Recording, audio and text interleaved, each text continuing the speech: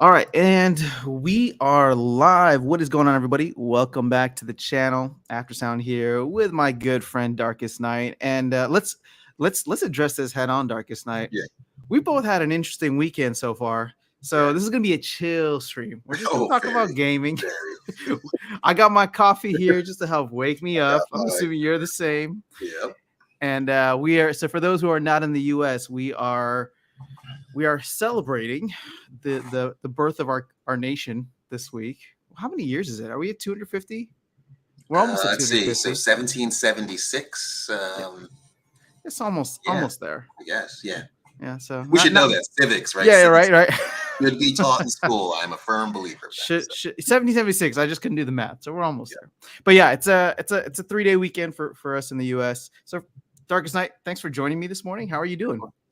Oh, a little slow. More celebrating than I really expected. This was supposed to be just a relaxing game weekend and just gaming, and just people just keep coming to my house. like, why are you here? Why are you here? Stop making me party. Yes, exactly. So yeah. So after Um, this, I'm not answering my door anymore. There you go. Well, I remember I was messaging you yesterday, and you said that you at least had plans to play a couple of different games. Did you get into them at all? A little bit, yeah. So I started playing Dune Spice Wars. It's made by the same company that makes a game that I like called Northgard. Very, very Mhm. similar. But I love Dune, so just good stuff. Cool, Yeah. cool. Yeah, I was. Can you hear It's the music from it in the background? a little bit. I A think little bit. I thought I heard something dinging Yeah. there. So It yes. sounds nice and chill. What's Yeah. going on? Chris is in the house. Yeah. So I was checking out Dune Spice Wars, and it looks like real time strategy. It is. So similar to like a StarCraft style. Not exactly. So the guys that make this game, they it's kind of like real time strategy, but a little bit of RPG in it. At the Oh, same okay. time, you have tech trees and things like that. So yeah, more real time strategy, but it's not fast. So it's not like Command and Conquer or StarCraft, which are really really fast. So Okay. these are more slower speed RTSs, very Interesting. complex. So I did watch the movie and I loved it. Yeah, So I was like, yeah, maybe I should same. come check out this game. I don't know, man. There's I feel like there's so many games that I want to catch up Yeah. on. So many games that I need to play. So I don't know if you saw in our Discord for our guild last night. I was not. You were not. Okay. Nowhere near a computer. Yeah. So and we don't have we can dig into this a little bit, but I want to start getting into your season. But I Okay. I was a little honest, and I figured maybe I should be honest on the stream as well. Not that I'm dishonest with you guys, Sure. but I told the guild, I was like, guys, I'm struggling. I put all my cards up for rent because I don't feel like playing anymore. What? Yeah. So again, so actually, I think it's temporary because I think I just don't want to go through the beginning of the season grind. Oh yeah, yeah. And then when you were telling me about other games yesterday, I was like, you know what? Maybe I just need to like take a step back, put the cards up for rent, and then Yeah. just like focus on something else. So that might be what I do, at least for the next couple of days. But I don't know. I'm curious. Have you ever had that kind of burnout? Oh, Because I know that you absolutely. have your schedule before was that you would always allow yourself a couple of days at the end of seasons, and Absolutely. now that that's changed, Yeah. it doesn't sound like there's an opening for you. So how are you approaching this long term? So you're right, right? I experience that almost every season, right? And whenever you focus on something exclusive, and we've had a lot of information from Splinterlands, a lot of changes, Mhm. and we've played more than we've played probably since I've started playing, right? Yeah. More games Over the per past season. month. Yeah, so games per season, right? Typically, I would be around the 300, 400 range for the whole season. Mhm. Now I'm in the 1200 to 1300 games per season, right? So I think at this point, I'm just enjoying, right? I don't, there's no more of the pressure now Mhm. that we've had the successes, right? So we've seen the successes with the changes. We know Yeah. exactly what we're getting. Have I been rewarded for those 1300? I absolutely think so, right? Yeah. However, burnout is a real thing, right? So you got to kind of focus on other things. Don't spend so much time in front of the computer, and just kind of just enjoy it for the game that it is, right? I'm less focused on what I get from it and more focused on just having some good matches. Cool, cool. All right. Yep, yep. I think that's probably been the case for me. Who was it? Skunky Bum, who was just like, dude, you need to take a break. You've been going hard for like Yes. months. Yes. For So I like was, 2 months, man. We've been every day, yeah. all day, Splinterlands. Mm-hmm. It is the summer of Splinterlands. Summer They Splinterlands. are not disappointing, right? And Yeah. here's the funny thing. Like in 2 weeks or less than 2 weeks, Modern Wild, right? So now we start That's all over again, right? So well, okay. That's like the dream for me, right? Like that's what I've been waiting for. And so I yeah, think honestly, like yeah, I think I had like one too many losses. Oh, let me get rid of this scammer here. yep. I had one too many losses to like the Silver Shield Assassin and like some of these older cards, and I was like, you know what? This beginning of season grind sucks. I just need to take a little break and then focus in on Yeah. focus in on Modern and Wild when that comes out. Yeah, and I think it'll be fun, right? So, I mean, we've already been playing Wild, right? So that's what we've been doing. So, Yeah. so the new, another spammer, man, you're getting Yeah, like really I popular. know. They're just targeting me. I mean, hey, Nice. this must be the sex stream, I guess. Yeah, no, it's not. I'm just Yeah, no. I'm trying to catch them as they come. All right, so Yeah, yeah, no, it's all good. Yeah, but it's been good, right? Like there's lots of say lots of good games. The problem with playing the other games is I'm so used to getting some sort of reward for my time yeah. that it just feels like, wow, man, I'm going to spend 5 or 6 hours playing this game, and at the end of it, all I'll have is a just the lost time. But it's entertaining, right? So Mhm. that's good enough, right? Yeah. No, I so this is part of the reason that I started streaming. So maybe something up your alley. I don't know how Mhm. interested you'd be in streaming, but Yep. it's like one of those things where if I wasn't getting something like as a return out of the game with what Yeah. I found, for example, with what's that called? With Splinterlands or any of these other crypto games, I would I would try to like build community or just connect with people. I know they keep showing up, guys. Don't I'm worry. like, I'm wow, it's like I'm crazy. I'm doing Like my you're best here. persistent. You're really persistent. Wow. Do my best to have a conversation and Yeah. make this PG-13 for you all. Yup. All right, so let's actually see. So, oh, Yahia's in the house. Finally caught you two live. Awesome. Well, thanks for being here, Yahia. Yeah. You got Let's anything you go. want to ask Darkestnyte? Clevin's in the house too. Good morning. Where's Amaranth Oh, that's the person from GTV. from GTV? Oh, yeah. So you don't know the whole Amaranth thing? What, this name sounds familiar. Yeah. So oh wow. So I'm gonna get some of the details wrong, but It's okay. so they had a new streamer come on who basically totally lit up the people that watch GTV. I think it's GTV.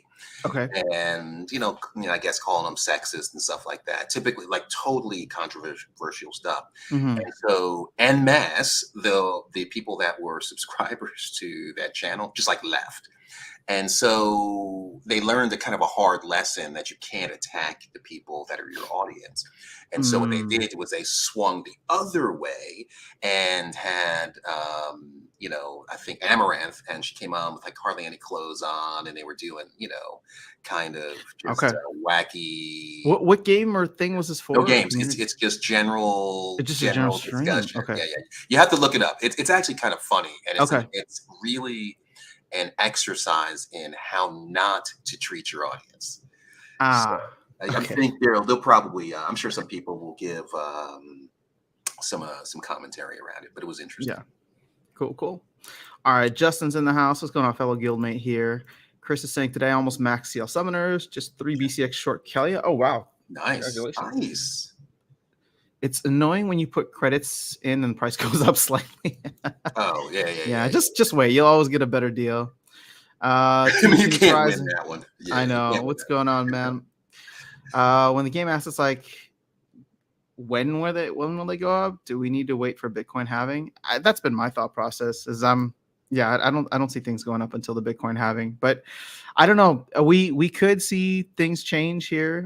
How are you feeling about the general economy? Do we want to dive into that? The general economy or the Yeah. crypto economy? Oh, Well, both. Both. how am I feeling? Whatever you want to comment on, because I think at the end of the day, we can talk about Splinterlands all we Yeah, want, yeah, but my thing with Splinterlands is until if you're just talking about the tokens, until they give SPS some utility, it's going to keep going to zero, right? Like, so we can talk about things that might drive it up, which I think could be right. the general and crypto economy. So, however you are looking at that. So, how am I feeling? And that's actually a good question. So, I feel long term optimistic, but I think that we have some really treacherous ground to cover over the Hmm. next 12 to 18 months. Okay. And I think a lot of projects will be destroyed. Basically, they won't make it through the next 12 to 18 months. I don't think that. Well, I mean, I do think that Splinterlands will survive it, right? If you just look at all the things they're doing, Sure. they're kind of doing the right things, right?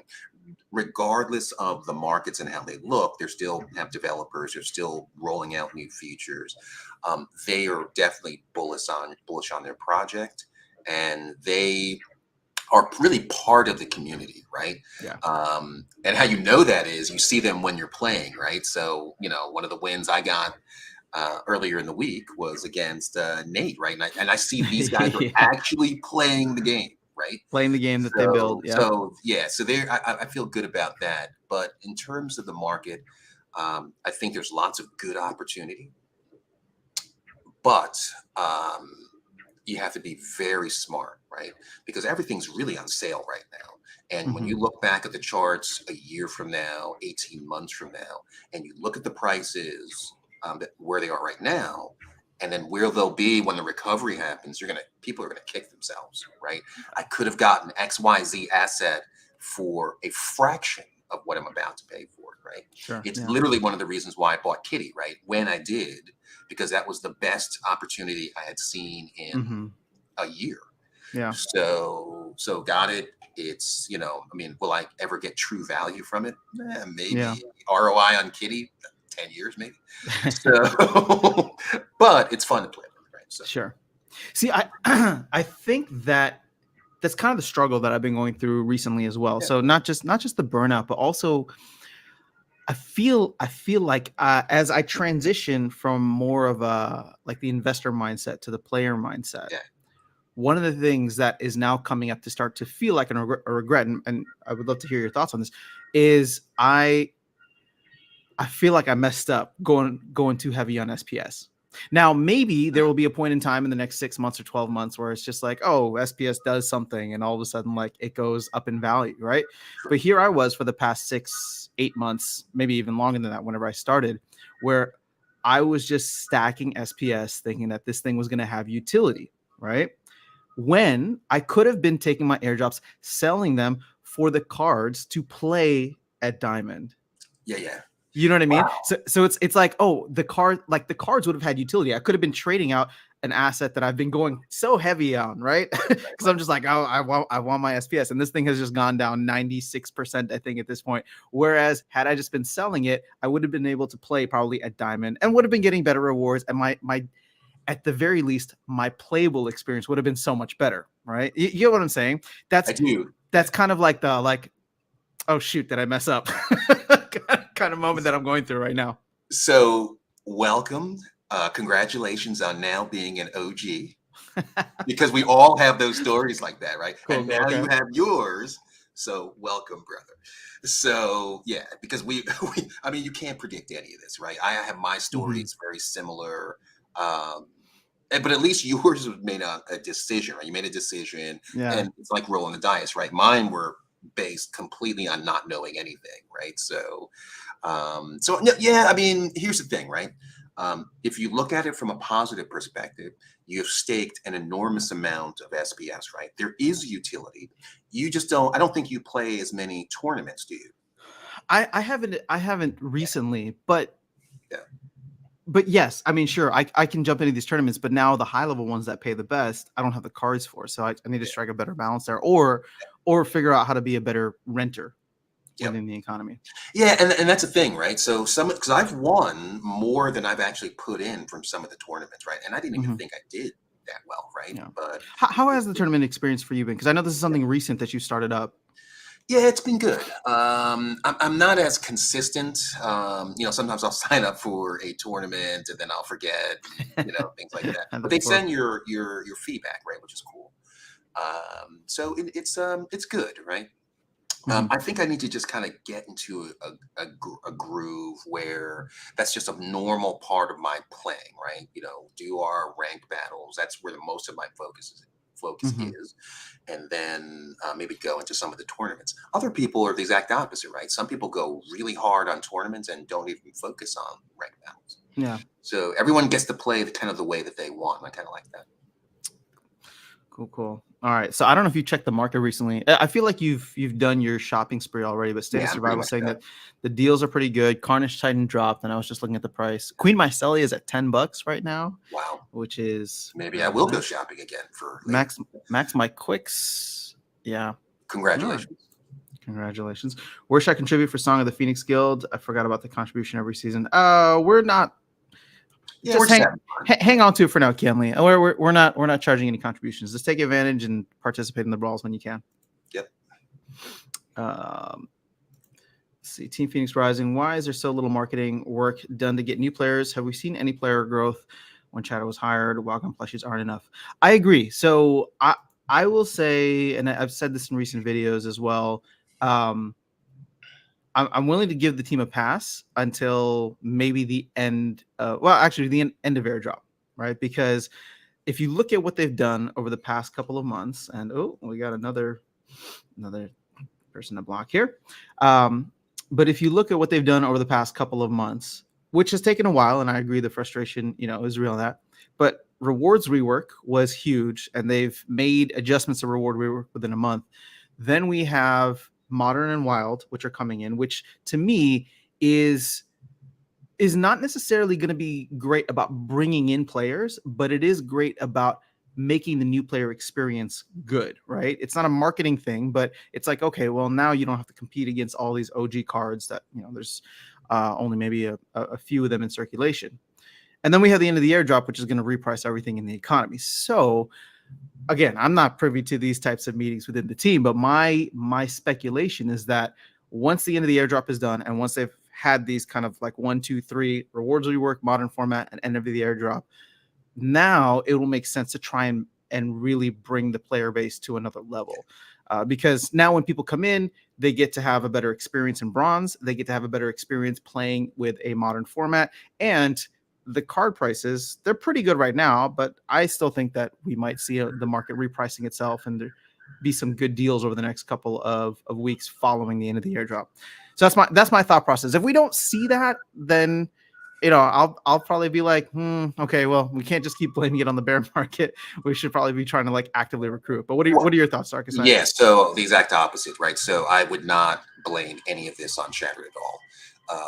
The fear index, if I remember the other day, the fear index in crypto in general was like an 11. That means I thought we were in single digits now. Oh, maybe. But last time I looked, it was 11. Sure. Incredible. Close enough, right? Yeah. So that means that people are they're not even neutral towards crypto, right? They're very fearful of doing anything crypto related. So that's why the prices are dropping, right? Because no one really wants to buy it. No one wants to invest. So to get new players in a bear market is extremely difficult. And retaining them, right? So it's not just like the burnout that we feel from playing. A new player is going to get that, much quicker, right? Because there are so many options out there and things for them to play and focus on, right? So I would say if I were the team, I would focus on getting ready to hit, once we realize we're in a bull market again, to then go crazy. But just don't spend money when you're going to have a limited return on that marketing investment. Yeah. I mean, they could be extraordinary, right? And still have very few players respond to it. This is hunker down time, I think. Is there a game called Stardew Valley? Not familiar with that. No, not from. Okay. I thought saw someone talking about it Yeah. in the map chat last night. Yeah, I would say for a lot of the projects out there, this would be a good time to just hunker down, save your Hmm. capital, and it's going to feel, like nothing's happening. But even in the bear market, they're still producing new features, new Yeah. functionality. That in and of itself is extraordinary. Yeah, yeah. You guys have to look at like what is the team delivering on, and to me, they've delivered on a massive upgrade on the experience Yep. in the depths of a bear market. And so, how long does this go for? I don't know. How long can they hold out in a bear market for? I don't know. But I would trust them over projects that just started up, Oh a couple yeah, months ago. yeah, easily. Because at the end of it's a business, right? They have a cash flow business, and packs are being sold, packs are being bought, and so that is funding this. So as long as they continue to deliver the experiences, then Right. See, it's interesting. Like when I listen to the town halls, and I listen to aggro, right? Like again, I've been in corporate for over 35 years, right? I never get the feeling that he's in this to like get rich. Right. Like I've never had that feeling. Like they love the product. They love crypto. They love talking about it. They're living decentralization every day. Right. hmm And if you look at some of the things that they've done, it kind of supports that.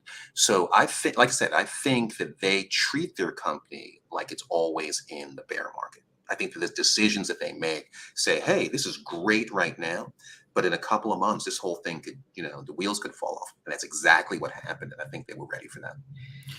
So, I agree. I hope that they, I hope that this kind of conservative mindset yeah. comes through, because you know what I think about? I'm just like, man, how many people?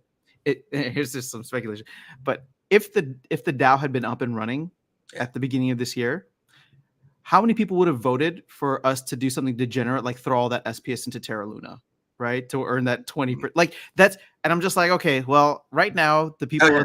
the people at the reins, which is the company, I feel like are doing a good job managing Oh, yeah. resources.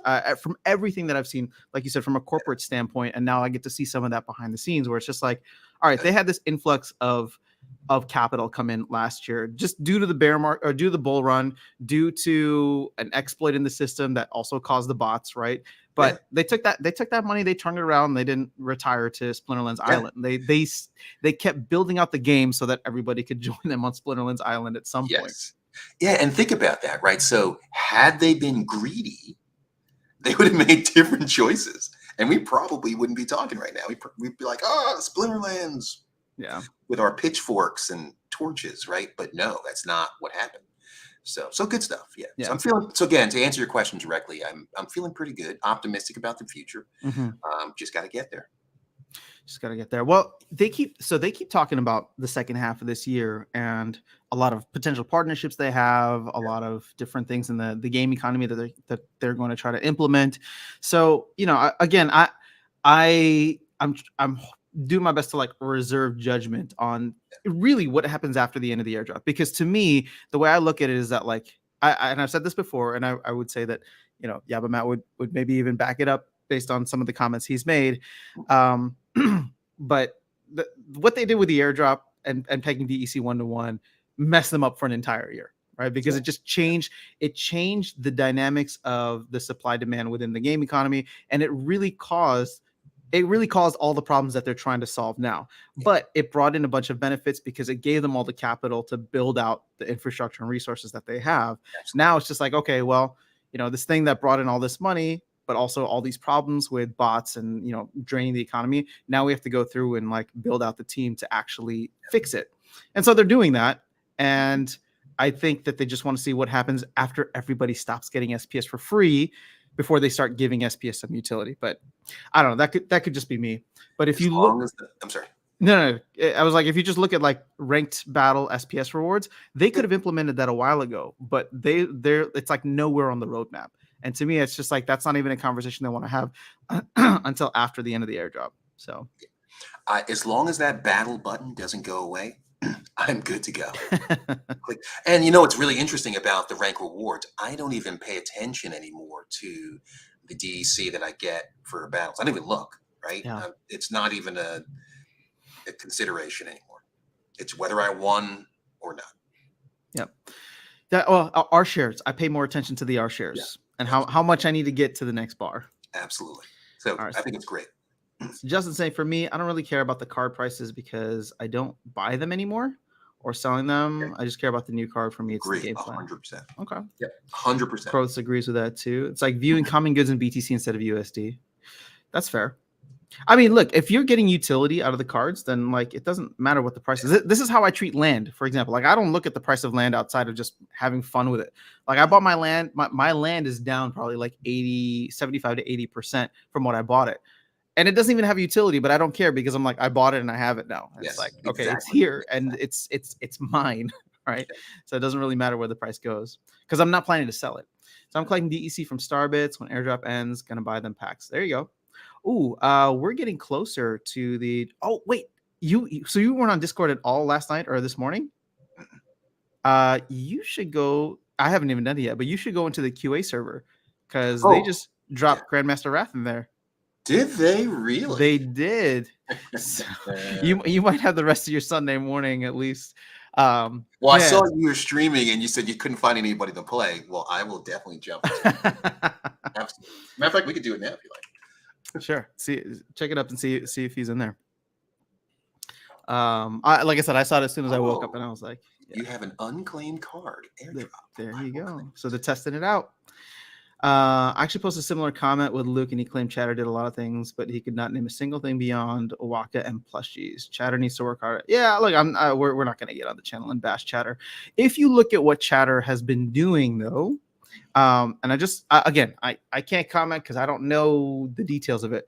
But where does Chatter spend his time when you see the amount of travel that he's been doing? He's going and trying to onboard guilds. So that is at the direction of like what the company is looking at. And Agrid from the beginning has been saying that these guilds have the potential to bring on, Millions. Millions. Tens of thousands, 100,000, maybe millions of players in the short, medium, and long run. So to me, when I look at that and I say, okay, well, we could spend a ton of money and time on Google ads and Facebook ads and think that that's going to save us by trying to get people from the void. But like, how often do you guys click on like banner ads and like I know we got Darkestnyte. Yeah, I know we got Darkestnyte. So I do cool. I do want to recognize that. Yeah. But if you're looking at people who are already kind of savvy to the P2E system, right, and who will potentially have already a built-in interest, so a built-in audience, I think that maybe is the right place to go. He's at least from what I've seen, he's been traveling around trying to onboard guilds and help them and do all that. So from a marketing perspective, and you can define marketing however you want, like I feel like he's going through and working hard to try to get more of these guilds to come in on board. Because I don't remember when it was, but there was a point in which like 100,000 packs were sold overnight. So stuff like that is going to help. And if we get more of these guilds to come in and each of them are buying 100,000 packs and bringing in new players, then that could be something. Yeah, I mean, the players in those guilds already have an affinity for a game like Splinter. Exactly. Right? And so, again, why focus your energy and attention and resources on just casting a wide net when you can just target your attention to people that are much likely going to do it anyway? I mean, if you look at our guild, right? Our guild, for all intents and purposes, is like a company, right? We make investments in things. We share out the rewards from that pretty consistently. Yep. So imagine that scaled up, 10 times, 100 times, people doing the same thing, right? As a guild, we're able to make investments and then share the rewards, right? So, yeah, no, I agree. I mean, there's a lot of opportunity there for sure. Yeah. I mean, even things like nodes, right? Like I was asking you yesterday, how are you feeling about your node, right? And again, may have overpaid a little bit compared to, you couldn't have known that things were going to happen the way they did, but you have it. And every day you're getting rewards from that. Every day or once a week, you're getting a distribution from the shares, right? Yeah, from the share. And it just feels like it's a constant supply of value. Yeah. I mean, I'm not complaining about it. For me, getting the node wasn't about getting these rewards. Getting the node was hedging my bet against future rewards. So we'll see. Am I going to ape into more nodes? Probably not. But Yeah. actually, probably not. we'll see. If the node prices on the secondary market drop to like, I don't know, 1,000, then sure, I might And go there you into go. it. But Exactly. at this point, I don't think I would. So legendary canaries in the house. What's going on? You have a specific question here from State of Survival, Darkestnyte. What is your thought on the card prices after modern and wild split? Whew, that's a great question, and I'll have to be honest, I have no idea. So, I mean, here's the thing, right? So we know what's going to happen, right? We're going to have Mm-hmm. the older, cards are going to be like the current format that we have now, but you have the newer format, which is with its reduced power requirements, right? Yeah. And so I think, independent of the card prices, because I'll come back to that, I think there'll be new rock stars, right, based on modern, and those will be the new people that you see in that leaderboard. The leaderboard we currently have, you'll see, that'll be the wild, right? And it'll kind of look like, I think it looks like the same as it did before. Mm-hmm. So card prices, the supply of the modern cards is much higher than the old ones. So I don't know that there'll be that big of a change. In fact, people start opening up packs. I don't know that they'll do anything different than they've already done now. Yeah. Like, will they max out a few cards? Maybe, or they might be satisfied with just staying in the ranking where they are now: gold, silver, bronze, wherever they are. I don't know if the incentive will be there to go up to champion. If it wasn't there before, then it may not translate into a new bull market on cards, if you will. Yeah. I think they're going to stay stabilized where they are now. I don't think people are going to run out and buy the older cards unless the prices continue to drop. Then people will take advantage of that. But I don't think it'll be because of Modern and Wild. Yeah, not that you asked me, State of Survival, but my 2 cents is that there's a reason for it to go either way, right? Like Yeah. you will have, and maybe that will just keep things at an equilibrium. But if there is less demand on these older cards because all the newer players rush to Modern and Wild because they don't want or need to play the old format anymore, well, then the prices are going to fall, right? But at the same time, you're going to get the people who look at how stacked and how saturated Modern and Wild is and say, hey, like the DEC rewards are better over on the other side. And maybe the competition isn't as crazy anymore because you had people have to choose a side. So they go over to the wild side. So it could end up being exactly the same. I don't know where the pendulum swings on that, but there's a case to be made for both. It's hit or miss. I think for me, what it may cause me to do, just from a realistic perspective, is to probably play my alt a little bit more, right? Split the cards out, which was kind of the experiment that we did, right? That's why we did it, and to see how competitive those decks will be. And I think they're going to be awesome, right? I mean, because we've proven even in a wild scenario, you're able to get up to champion. Yeah. So, well, and the thing is, you're playing primarily on your main account with a wild deck. Yeah. And yeah. you had this, and you were successful enough to be able to get the champion, stay in champion, and compete in champion. Yeah. So now you could essentially take your cards, split them out, and then play two accounts at the champion level. At least, kind of what we proved. Yeah. So that could be interesting. Now, will I want to? Probably not. That's too much playing, right? Which makes the Archmage bot look really good, right?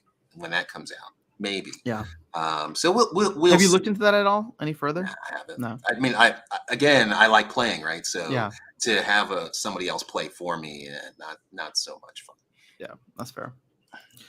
All right, so guys gonna buy them Jerry's and Uriels for Grandmaster. I got a level 3 Uriel, but I definitely want to get him maxed out for Grandmaster. My problem is I don't know how much Grandmaster Wraith is gonna cost, and at this point in time, the amount of packs that I've bought are only going to guarantee me 2, so that's not even silver level. So it's like, do I buy more packs or do I set the cash aside and try to buy them on the secondary market? Definitely the second one. Really? Yes. Yeah. Don't chase after a specific card by opening packs. That's the way to lose all your money. No. Not buy packs to open them, but buy packs from the store to get that threshold.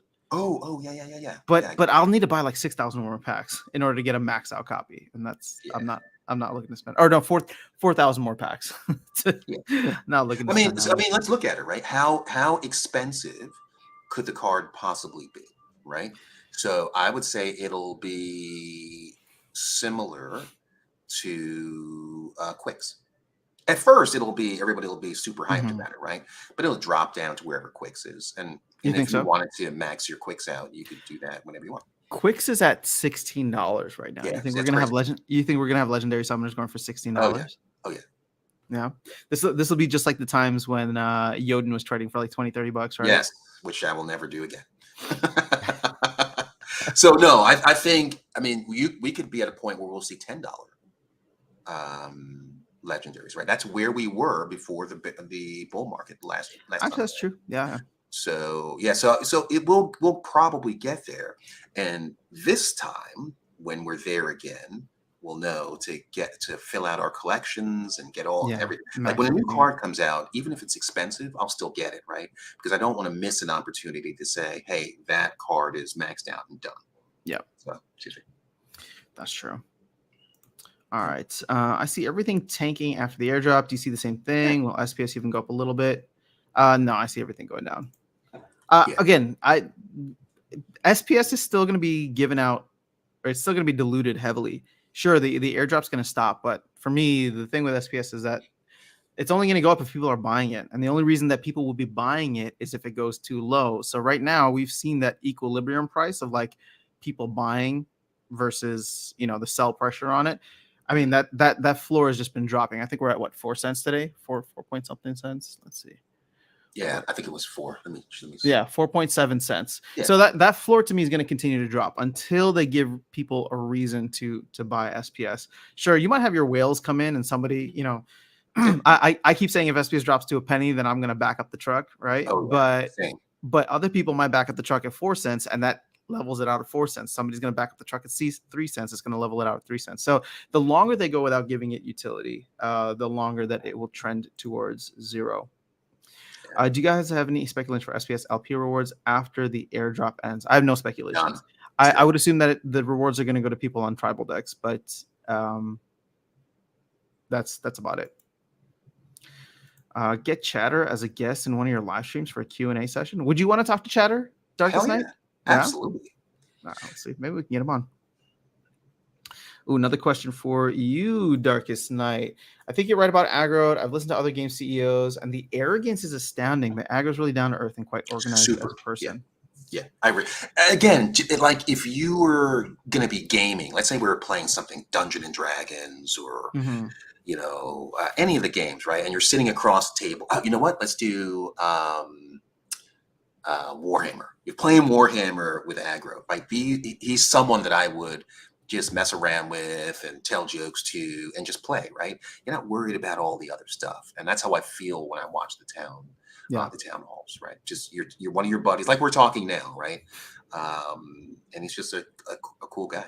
And you know what I also like is I like how he introduces pieces of the team, right? The artist and even you, right? You're involved in the creative team. A lot of companies don't do that, right? So I feel like when I see one of the cards for what is it? The arena, right? The gladiator cards, right? Mm-hmm. Those are named after some of the artists, right? The team members, yeah. Use the artwork, right? So that's pretty cool. I wouldn't have known that if we weren't watching the town hall. So I feel like we're getting more familiar with the company. We know who the players are, and that's not common. Right? Yeah, for sure. I am curious, though, State of Survival, what other projects, if you care to share, have you been following where the CEOs, mainly it's just research for me. I'm not looking to bash other projects, but I'm just curious what other projects you're following in the space. Yeah, I would say probably Illuvium would be one, right? Are there even AMAs for Illuvium? I don't think so. Yeah, you're not even following. Yeah, my money's just gone. I'm just like, yeah, whatever. Oh, hopefully it'll still. I don't even care anymore. Harris is in the house. What's going on? Cahill's here. Oh, we got Level Up Life. Hello from the Philippines. Hey, what's going on? So Justin, why don't they sponsor some famous YouTuber to get more players? I don't know. They should just sponsor me, right? So it's just, I'm just kidding. That's what he meant, right? I'm just kidding, guys. I'm just kidding, guys. The day that I get labeled as a famous YouTuber, I don't know. See, the problem with sponsoring is this group is too savvy for that, right? Like, oh, so and so's famous, and now he's playing Splinterlands, right? That's kind of obvious for this group. Hmm.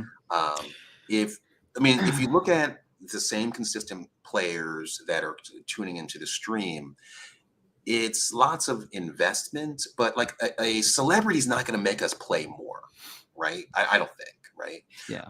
It's going to be all the things you talked about, right? Building utility. That's why we're playing this game, right? We want more from the assets that we have, and that'll keep us engaged. Hmm. So spending those marketing dollars on sponsoring someone famous, I just think that's going to be super limited. Right. No. Like again, Waka was a perfect example, Hmm. right? I wasn't, Waka did not influence me to buy that card, right? Yeah. The ability that it was a death card with poison, that's what got me to buy that card, right? Not that it was Waka. It could have been anybody else. It wouldn't have mattered. To be fair, Right. Waka didn't inspire anybody outside the game to buy the card either. Okay, exactly, right? So, So this player base, I think, is unique, mhm. right? Like all the flash is not gonna buy you anything. Yeah, I agree. So I don't know that you're following Step In, but Yeah, something interesting. Oh, are you a following? little bit. I watch it because you're playing it. So Oh, so I'd be curious to get your thoughts on this, just because we're kind of in the comments, or we're talking about it here. But you're familiar with Bored Ape Yacht Club, like yeah, one of the big NFT collections. So they were like teasing this hype for a Bored Ape Yacht Club collaboration. And then when that came through, they just listed it, or they just announced it on July 1st, just a couple days ago. okay, What it ended up being is not an official collaboration, which people were hyped about. But all they did is they said, okay, we're going to give free shoes to all of the Bored Ape Yacht Club holders really, in the hopes that like that might get them interested in the game. Now, from a base level, I found that to be really disappointing, but it's also an interesting way to do this kind of like grassroots marketing, if yeah, I'm being absolutely, honest. Because it's yeah, like, okay, well, you take some people who are, high level NFT and you just give them free stuff, and that might get them to think about it or talk about it. You know what I'm saying? Like, so I oh, looked that'll at it and work. I was just like, Yeah, it reeked a little bit of desperation, but I was like, if it works, it could get some attention here. And right, so now I'm trying to think of that in like a Splinterlands context, where it's just right, like, why don't they sponsor some famous YouTuber? And so I don't think the team would go through the trouble of like making a card based on the likeness of someone, especially if yeah, they don't have the consent of that other person. But it'd be interesting if they went a route, and I can't think of one now, similar to that, where it's just like, hey, we want to do something to like grab this new community around this person. The only thing is that I don't think that the community would take it well, because it's like, well, you're just trying to do something for no, that person. You're giving them free stuff, and you're right. not doing anything for us who've been here supporting the game. Right.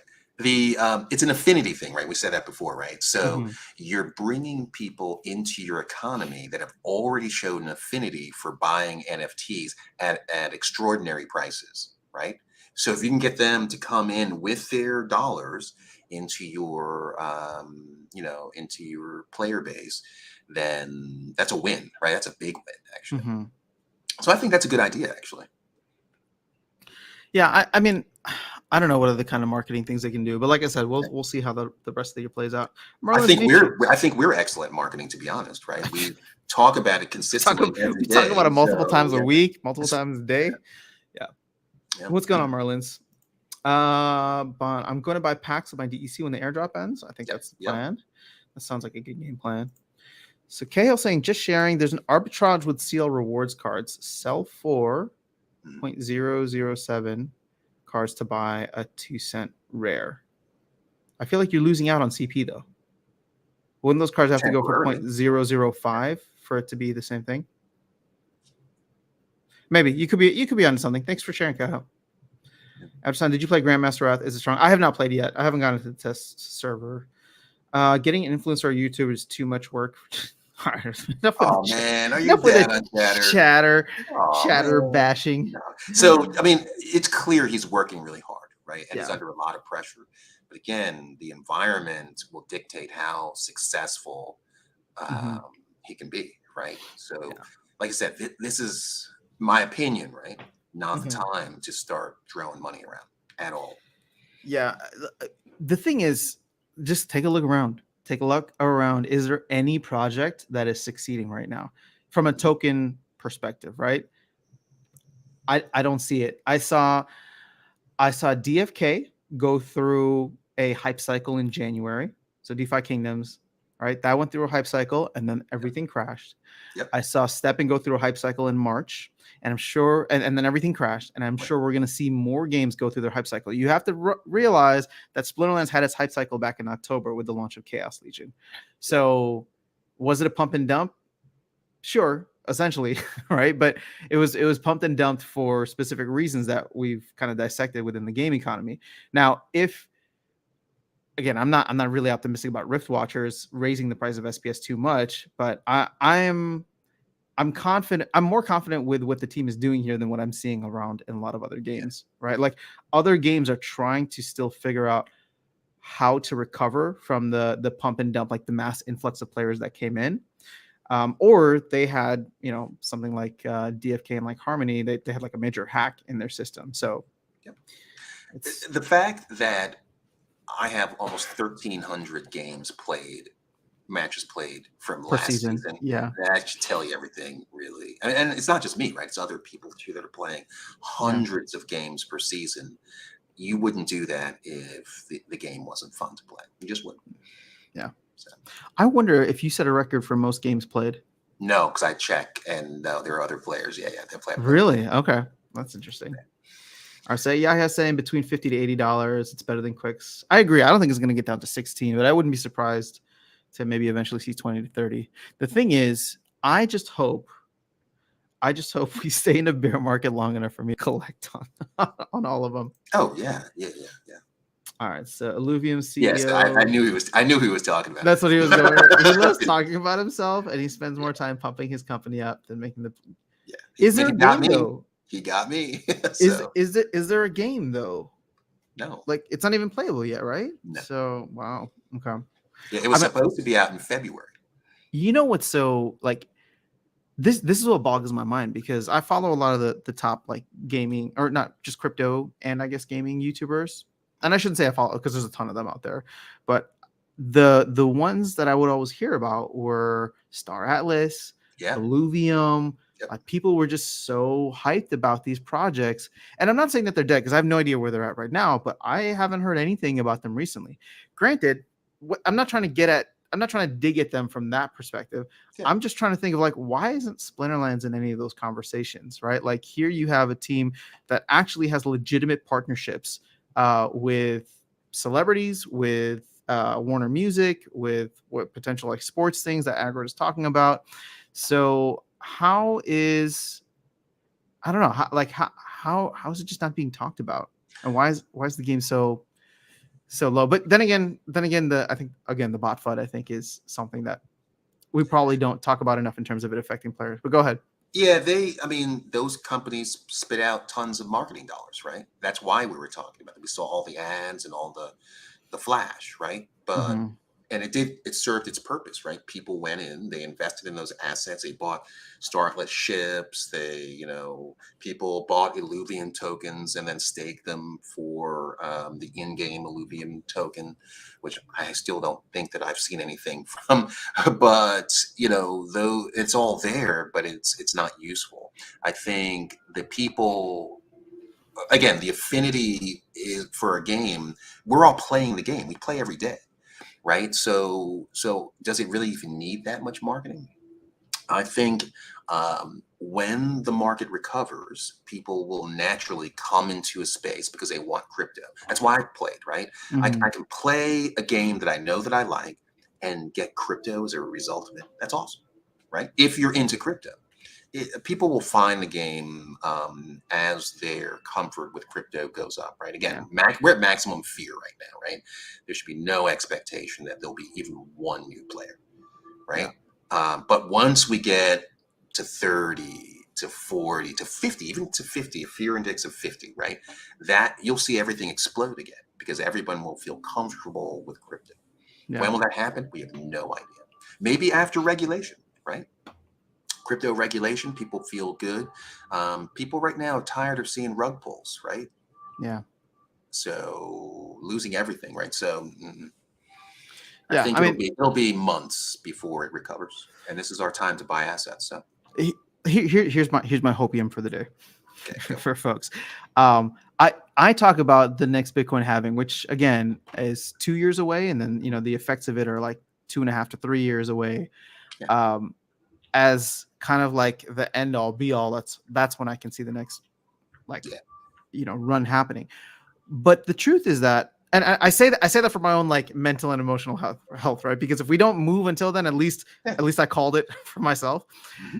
But the truth is, I look around and you can take a look around. There's no denying that crypto has penetrated mainstream culture, right? Okay. Crypto, NFTs, it is not going away.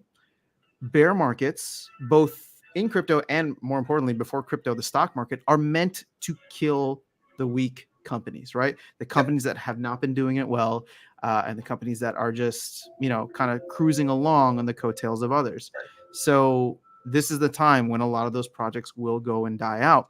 But the hopium here is that once those projects start to die out, right, the people who are in them, if they're not burned by crypto, because not everybody's going to be burned by crypto, they'll be burned by a project, but they'll look around and they'll say, well, what are the ones still left standing? Because I got some dry powder and I believe in the play to earn space. I believe in the crypto space. I believe in the NFT gaming space. Well, that's when they would hopefully find something like Splinterlands. So that could happen in less than 2 years is what I'm trying to say. Yeah. It's the battle between efficiency, right? Making profits as quickly as possible versus resiliency, right? Having a strong company that will survive any downturn. And I think that Splinterlands has focused traditionally on resiliency, right? Not on just making as much money as quickly as possible. I have not seen that from Agro, from Matt, from anybody. So, and again, it's paying off now, right? They're going to survive. I truly believe they will survive when other companies will not. Yeah. That's it. So it's really for us. Our only job is to get to the end until the bull market starts up again and make good choices. Right. Survive until the end. Yeah. Yep. Good choices. I'm still kind of in awe with the way that they handle the mini editions, right? So Dice before this, and now the upcoming Rift Watchers, because guys, you don't get to see it except for when people come on, but like there's so much work that goes into creating these cards, creating a balance, creating the artwork and the game economy, and the team gets paid nothing from it. It is all to help the game economy. First, for Dice and previous, it was to burn DEC, so a DEC sync. And now all this is going to go fund the DAO, right? Which, sure, the team has control over, but so do the rest of us. Like, if you want control in the DAO, buy some SPS. Actually, it's a good time to buy SPS versus last October to have your say or your vote in there. So, the fact that they're putting so much time, effort, and energy into these things that are not necessarily, revenue generating for the company is great, in my opinion. All right, let's catch up on some of the chat here. Alex is saying some wise words: stay with Splinterlands, and if you want to lose weight, go to the gym. I agree. I think I can get behind that. There's a lot of wisdom there. Yep. Chris, how many packs do you guys think will be bought as soon as the airdrop ends? I think I was calculating the amount of DEC in circulation on Hive Engine. I think it's only going to be like 250,000, maybe 500K. So that could help push us, but it's not like we're going to sell out of packs. Is a common card? The common card is 5 CP, 5 times 4. One rare card is 20 CP. RK Hell, sorry, I messed up the math. Oh, Icy Flow. I've been meaning to ask you about this because I still have the PowerPoint PDF open. Forgotten Chain is holding back the release of the token for better market tokens or better market conditions. Interesting. Okay. So what is that? So what is that? This is a new game that that Icy Flow has been kind of hot on. So I haven't been following it outside of like I have the white paper up and I'll like peruse or browse it from time to time, but I haven't been following. So when Forgotten Chain Alpha starts, the only way to earn the token will be to play the game. Oh, that's interesting. awesome. Yes, I like that. Yep. So I wish you'd have a friendly debate with the state of economy's plans with Dwayne Cunningham. It's FUD versus opium. I would love to chat with Dwayne anytime. You guys are so different, man. It would be a fight. I think it would be a fight. Really no. Oh, So absolutely. I was on his. So I hope he's not offended. Like because No, no, he no. had We're me not on. messing with He had me on his channel a while back, and then I guess I never returned the favor. But at that point, I wasn't really having people on this way. So now I should probably reach out to him and be like, "Yo, let's have another chat. Well, I mean, Shill me your best SPS outlook." yeah. It's funny, right? Because I remember you and I talked about this, right? When ranked rewards were first changed, and everybody was rushing to do bronze, bronze chest, and there was this narrative just kept pounding. Oh, go into bronze, go into bronze. Yeah. And remember what I said? I said, just wait.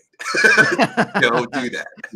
Keep doing what you're doing. Yeah. And now the proof is in the pudding, right? But it was and I said this, right? The formula doesn't support what the narrative was to go and play in bronze. It just didn't. And so we just have to wait. And then with what is it? Splinter share, it tells you exactly The value. That actually gave such a nice visual, right? Because then it's like the visual people had before was like, I play in bronze and I open 20 chests, and this is great. Look at how many cards I get. And it's like, yeah, but you make like 5 cents, right? Or 10 cents. And then versus let's look at the month recap. Hold on. Let's give me one sec. Sorry about that. And for all clarity, guys, I have nothing against Dwayne. I think Dwayne is awesome. So he's awesome. This friendly battle is what Team Phoenix wants me to do. It's a friendly debate. But I enjoy talking with Dwayne. I watch Dwayne's content. Dwayne, if you're ever watching this, I'm a big fan. You're one of the first YouTubers that got me into Splinterlands. So same here, right? Like, so it's the passion for the project, right? It is. And I can say, oh, it changed my life, and it can change yours too. So, but see, that's the truth of it. So, and this is so to defend Dwayne, right? And which I happily do. He's just telling you what his experience was, right? Dwayne, absolutely. I don't feel like Dwayne is out there endlessly shilling hopium for no reason. He's telling you that he's lived through this. Yeah. He's sharing his life experience, and I think that's valuable. And a lot of people who may be struggling can look at that and be like, okay, well, Dwayne's still here. We see that this stuff has happened before because somebody's gone through it. And to a certain extent, Darkestnyte, you're kind of the same, right? Where you lived through some of that bear market and then you couldn't imagine how high the highs would get, right? But now that we're here back at the lows, you're like, well, we've seen it happen once before, and you can see the underlying structure prepared for it to happen again in the future. Absolutely. When I look at again, I was focused on just reward cards, right? Mm-hmm. Think about some of the cards that we're getting now that are a couple of bucks, like Genoshanis. Oh, yeah, let me share your screen. Yeah. So this is from last season, right? So this is everything that I've got. These cards and these rewards were earned just from playing a game. Mm-hmm. Right? I can't tell you, I don't think ever in my life a game has paid me $128 in value to play their game. Yeah. And that's at current prices. What you said that always sticks out to me is look at the market and just go filter on rewards cards and look at all these old cards. Yeah. And your comment is they gave all of these cards out for free. Alamo Cameo for $20-$30 or whatever it is, right? Yeah, so crazy. So the question that you have to ask yourself is, when these cards are no longer in print, what card will every new player want? I'm pretty sure Genoshanis is one of them, because I use that card in every water battle right now. Yeah. Right. And again, if you look at the abilities it has, I mean, it's incredible the value that it has. Right. Mm-hmm. Just because it's $1 right now or whatever it is, I mean, it's not going to stay $1. Yeah. Right. Same thing with one of my favorites, right? Uraeus. When Uraeus is no longer in print, I mean, everybody's going to want that card, right? I mean, pick any of them; they're all good cards, right? Dampier Infiltrator. Oh, right? One of my new favorites. Yeah, that's. I love playing it with the water team. Oh yeah, so much fun. Oh yeah. So I mean, again, we've all seen it, and when the prices drop, like I'm cleaning out, O'Shaughnessy's. What's the other one? Maybe even Jin Bilichaka, however you say that. I'll clear that. I mean, that's a great card for 3. When you max it out, 3 mana Mhm. for 3 magic damage. That's incredible. Yeah. No, So I'm still a big fan. Here's the thing: the bottom line is that if you believe in the company and you believe in the game, then it's worth your while to stick around, right? It's worth your while to stick around because crypto happens in cycles. Now, what I tell people, and this is my strategy now too, I am not investing in this game anymore. right. I've stopped. I've not put money into this game in many, many months, right? Outside of the validator node, but that Yeah. even still, like I'm flipping some SPS for that. But outside of that, I am not investing money in this game.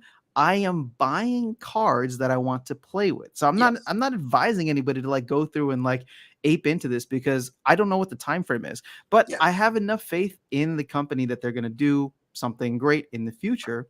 And also, at the end of the day, even if they don't, I'm just buying the cards that I want to play with that have value and are giving me utility and happiness right now, except when I lose. Right. So, Yes, which at the beginning of the season, we're doing a lot.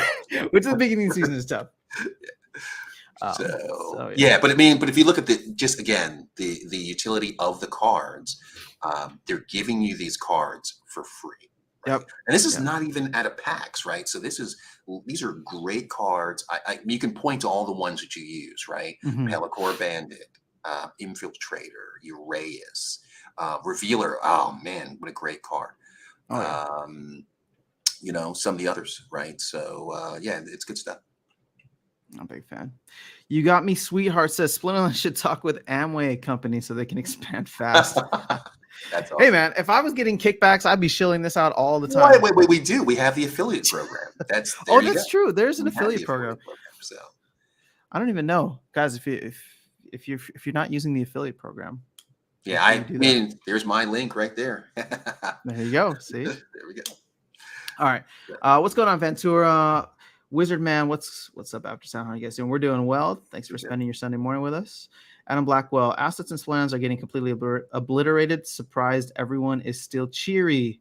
There's still a fun game to play, Adam. So if you're in here for the investment, I get it. But again, the thing is, every investment is getting obliterated. Right now, there's no community for me to go around and have fun with my Bitcoin. But my Bitcoin is just as sad as my SPS. But at least I can play here with the cards and still have a community to talk to. Right. So Darkestnyte, you made my week by losing against my death team. I make everyone's week this week because getting obliterated by them. So, that's my highest achievement yet in Splinterlands. You are still leading double digits in our direct battles, though. Wait, can you see direct battles between accounts? I would love. Yeah, if you use Splinter tools, it tells you the percentage. Oh, it does. That's so cool. Okay. Yeah.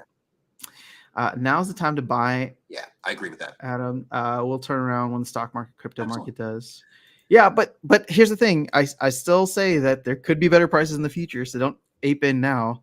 But that's why dollar cost averaging works so well, in my opinion. Yeah, but if you see a rare card for a penny, that's sure. Yeah, you grab it, right? You grab it, and that's not financial advice, right? But from a player standpoint. Yeah. You see a rare card for $1 and you don't have it maxed out, max it out now. You will be glad you did at some point in the future, I would say. Yeah. Summoner's going as low. Did you see this? Summoner's going as low as $1. Oh yeah. 60 right now. What? Yeah. I still want to see those dollar summoners. Ooh, General Sloan's $1.55. There you go. Come on. Now here's the thing. Do you use General Sloan? I've maybe used him since it came out. Maybe 5 times, right? I need to go see what my win rate with General Sloan is because I always use them when nobody's expecting and then I get the win. Right. So I feel like my win rate with General Sloan is actually pretty decent. Darkestnyte, what if Splinterlands failed? What NFT game do you play instead? Do you want to go through some of the other games you're playing?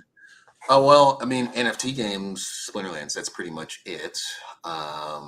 Isn't Mir 4 an NFT or a crypto game? It is, but I don't play it for. I mean, it's just a fun game, right? Okay. So I enjoy it, and it plays itself, right? So like right now, I'm leveling up my character, right? But it's more fun, and it's funny because even some of my guild mates in that game tell me, "Oh, you can sell your character for a couple $1,000." I'm like, no. Yeah. So I just enjoy playing the game. So, but I would probably find something else if it failed. Um, but it would have to be just as fun as Splinterlands, right? Hmm. So, and it would have to be more mature. And I don't think there's a whole lot of options. Maybe Gods Unchained. That looks interesting. I watch Bit Trio play some of that. He's Yeah. hilarious when That he it, plays, by the way. mhm. So yeah, I would probably play that. Um, Gods Unchained might be one that I check out, Yeah. but outside of that, I don't know that there's anything. There's nothing that I'm really playing at the moment. I'm doing the two like move to earn games, so like step in and walk in, and nothing else has really caught my attention. I mean, there's Rising Star, but Rising Star isn't really a game. It's just a way to Yeah. press a But I button to watch put you time. play it though, right? Like I'll see some of your videos about it. It looks interesting, right? But I feel like I've missed the boat on that one. Rising Star. Yeah. I mean, you can get in for free. So you know what's funny? I have this wild theory that at in the end, Rising Star is going to beat all the other games. Excuse me, sorry.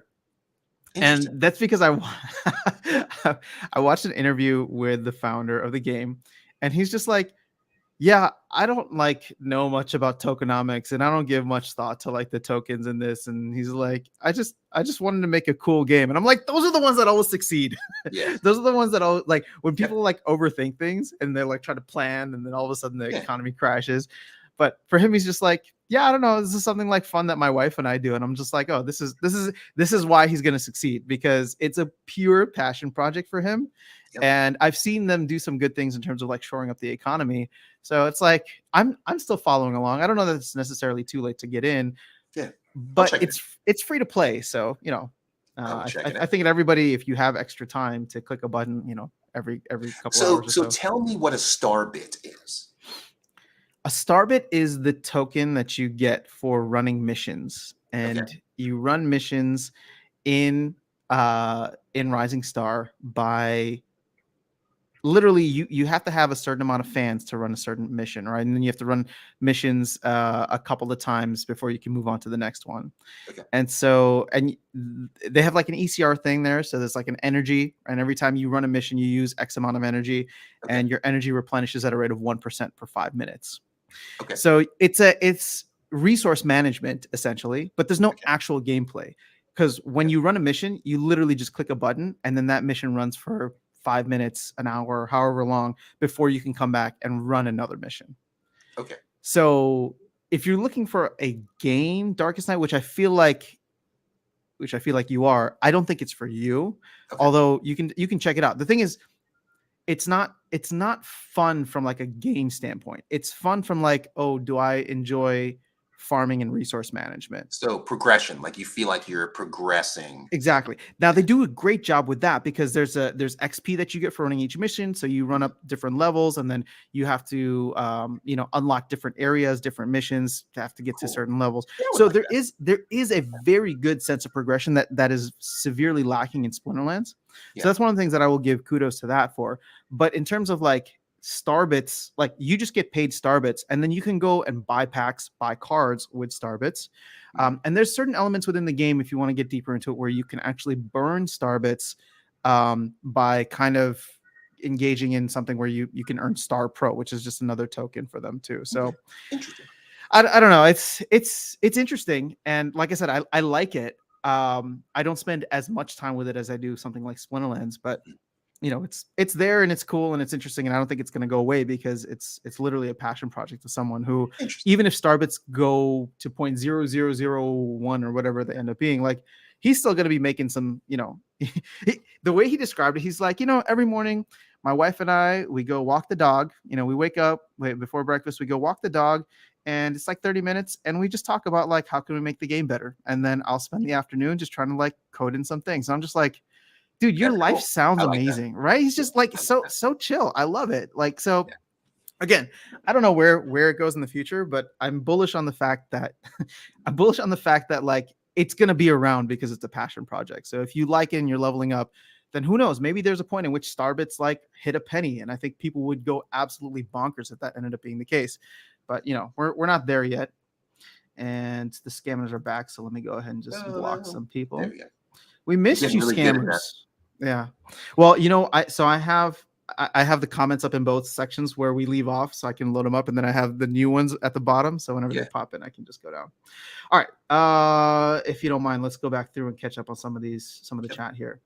All right. So a lot of people say Bitcoin is cheap. What is the intrinsic value of Bitcoin? I ask people. Nobody can give me an answer. Okay. So Go ahead. wow. So that's a big question because we've talked about this before, right? Yeah. So what's the intrinsic value of gold, right? So it's wow. So we got to have the currency conversation. So Yeah. humans in general, one of the things we typically do is we will make currency, right? If you ever see kids in school, right, they'll make little fake little money. It could be bubble gum, it could be trading cards. It's just a natural thing for us to do. Um, and typically, when you talk about value of a currency, it needs to be divisible, it needs to be transportable, needs to be durable, and it needs to, there's a fourth one there. Divisible, transportable, rare. It needs to be rare. So, and Bitcoin is all of those, right? You can divide it, you can transport it, it's durable, right? Can't really destroy it. Well, you could lose it in a wallet, but that's different, right? So, but it's all of the things that are necessary for a currency. The value specifically is what it took to actually mine it, right? So it took energy and time, the same as mining gold from a gold mine, right? It's the effort of extracting it from wherever it is. So the intrinsic value is really whatever we give it, which is why it falls, rises and falls, right? But as a store of value, it's fantastic because the work has already been done. So now you just have these coins that get transported around and people use it. Could it go to zero? Well, sure, right? Gold could go to zero, right? When people realize that it doesn't have a whole lot of utility. Well, it does actually, but gold is not a industrial metal, not like silver or iron and things like that. It's typically used for jewelry, which ironically, when you turn it into jewelry, you make it lose its value. So, but hopefully that answers your question in a roundabout way. Yeah. I mean, I agree with everything Darkestnyte said. Learning about Bitcoin has been a study of just money for me. Yes. And it's a very deep rabbit hole that I wasn't expecting for us to go down this rabbit hole today. We always do, but we always do because it is the core. Think about it this way. It's so easy. We all grew up with like these bubbles where it's just like whatever the currency was in your homeland. It's like you just look at that and you're like, okay, well, this is money, right? Like this is how I buy like something and how I earn value and then how I spend value. But the thing is, like, value can be translated in a bunch of different ways, and I view Bitcoin as like this emerging currency or store of value that nobody can mess with. Now, if you look at inflation, you look at confiscation, which is something that's been happening in 1933, but even just recently, right? So like the two biggest things are what happened with the Canadian truckers and then what happened with Russia's like US reserves. When you see that, when you can understand that money is how people control you, the people in power can control you with money, then you understand that Bitcoin is the only one that is purely decentralized.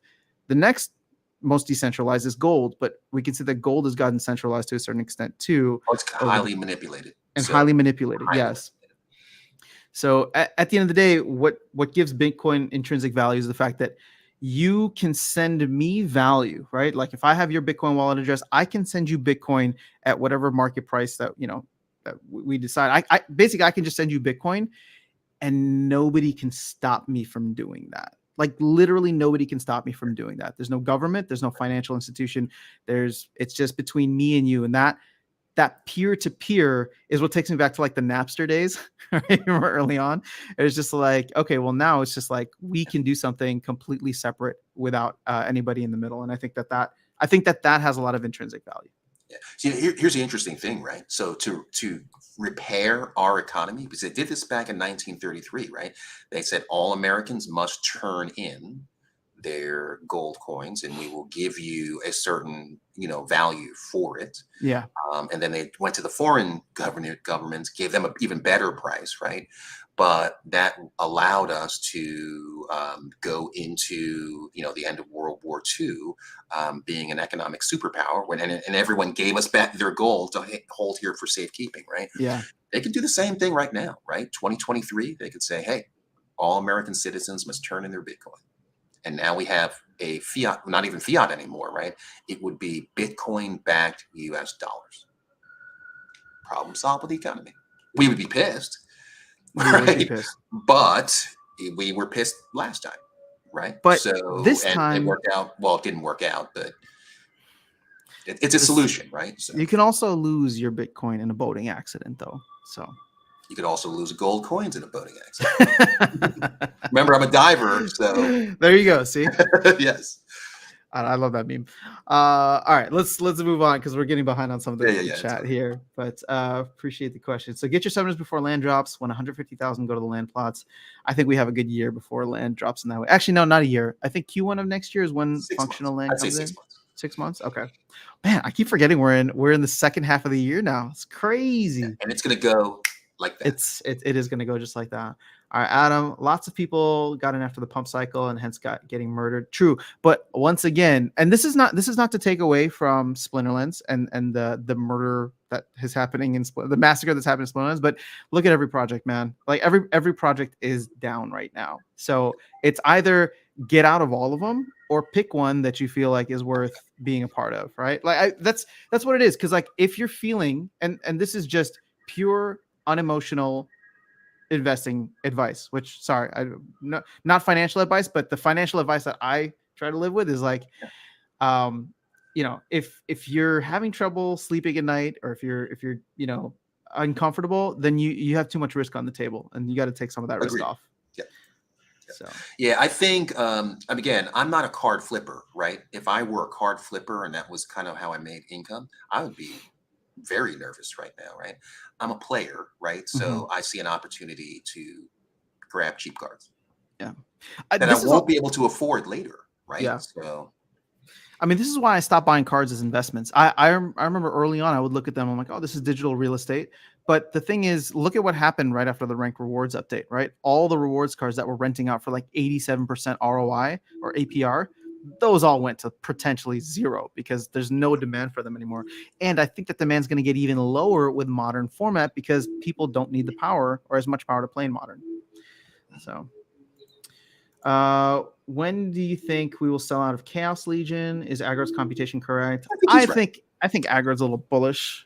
But then again, my computation, which is now based on absolutely nothing, is like a month after his. So it's exactly. So there you go.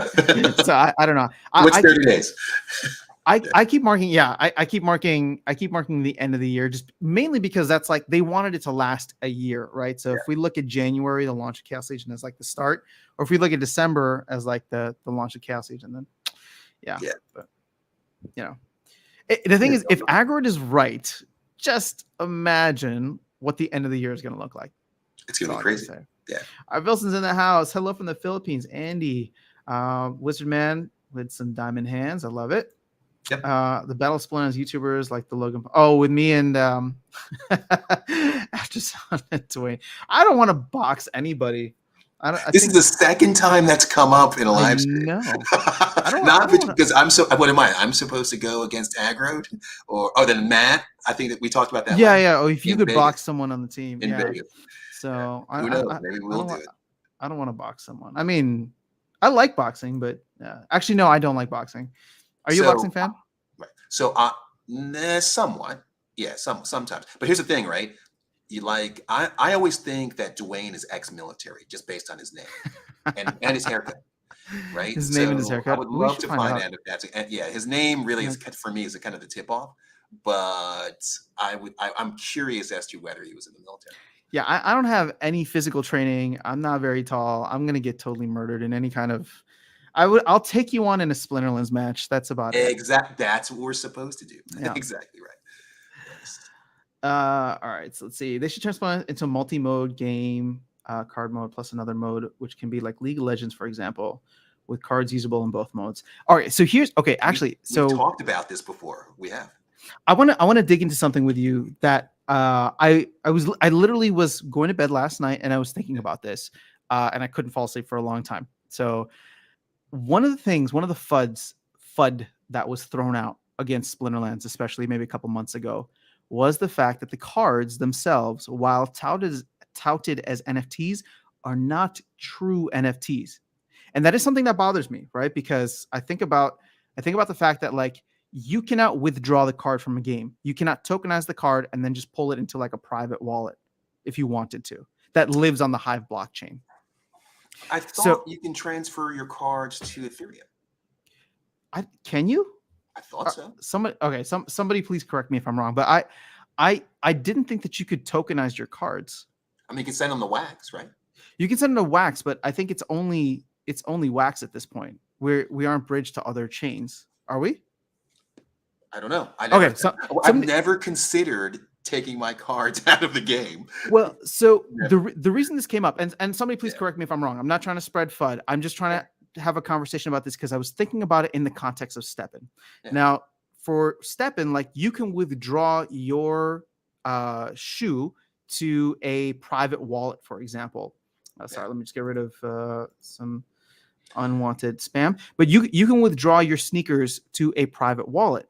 And my thought process was if people don't like what's happening in Steppen and the game economy is all messed up with like the GST and all that, what will be interesting is if another company comes in and says, hey, we're just going to build the infrastructure that has like the proper tokenomics, and then you bring your Steppen shoes here. Right. And I was just like, maybe we're just a year away from that. If the team cannot deliver, what if the second versions, right, the versions 2.0 aren't projects that go through and launch their own tokens or their own projects, but they're coming in and kind of, I don't want to say leeching on, but essentially like, hey, take your NFTs from XYZ projects, bring them here, and we have an economy set up around them. So I was thinking about that in the context of something like Splinterlands, where in the future they were talking about being able to fork you know off of Splinterlands and create other games where people will be able to do that on third party. So I don't know how long we are away from that, but it At sounds least interesting. 5 years. Yeah, I'd say about 5 years. Okay. So not anything soon, but no, but I mean, you can move your assets off to a private wallet. Well, it's still, on Wax, but that's yeah, you can move your stuff off, right? Mhm. And it's independent of what happens in Splinterlands, right? So if I transfer my cards to Wax, they're no longer visible or usable on in Splinterlands, right? Gotcha. All right. Yeah, Andrew yeah, you saying can. Yes, I knew. Yeah, you can transfer someone cards OpenSea. if it's expensive, right? Because you have those fees associated with Ethereum, Mhm. which is probably why no one really does it. But yeah, you can. You can transfer them all. Okay, Andrew, thank you for clarifying that. My whole point wasn't to spread the FUD. I was just thinking Yeah, about this from the context of, okay, if people become upset with the direction or pace of Splinterlands, then could there be another game potentially set up in the future on a third party where they're like, bring your Splinterlands cards in here sure. and we get to create something, and there's a new token like that to me gets me excited about where the future of gaming could go. And we talk about like this metaverse, right? Because now Yeah, these assets will have value across multiple platforms that could be outside of the Splinterverse, because we all already know on one of the recent town halls with Hardpoint that they're trying to create these other games. So I don't know, that gets me excited about where the future of this space can go. And so sure, if you're like buying a bunch of cards now, it sucks, but in the long run, it might just have so much utility because it's like, oh, there's this like cool new game, but I don't want to move my Jin O'Shaughnessy's off of Splinterlands to go right. play this other game, right? There, So there was a game back in the day, and I'm going to massacre the name, but I'll give you the concept. It was called, I think, Monster Ball, right? It's like a football game, but you would draft teams of monsters to actually play. Hmm. right? And again, similar rules as football, but again, you'd have vampires and orcs and stuff like that, and they would, form teams, and they'd have special attacks and things like that. I could see them easily doing something like that. And here's the interesting thing: Hmm. that's literally they're focusing on sports, players and the teams, right? Who knows? Maybe they will make a version of that game and use your Splinterlands, cards in it. That would be super cool, That would be cool. right?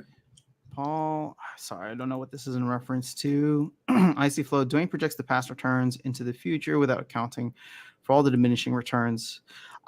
I mean, I think we all kind of project the past without Yeah, accounting for everything. I would say that the diminishing returns might not be as diminishing though when you consider that there's maybe what's the real number people are saying, like 20 to 30,000 people playing this game. So to go from the 3 to 5,000 players that were happening before SPS launched to the 20 to yes, 30,000 we have now, I feel like we're not at diminishing returns yet, because if we can go from 20,000 to 200,000, that could still be a significant right, amount of player base, and we would still be one of the smallest games in the space with 200,000 real players. But that would right. affect the economy immensely.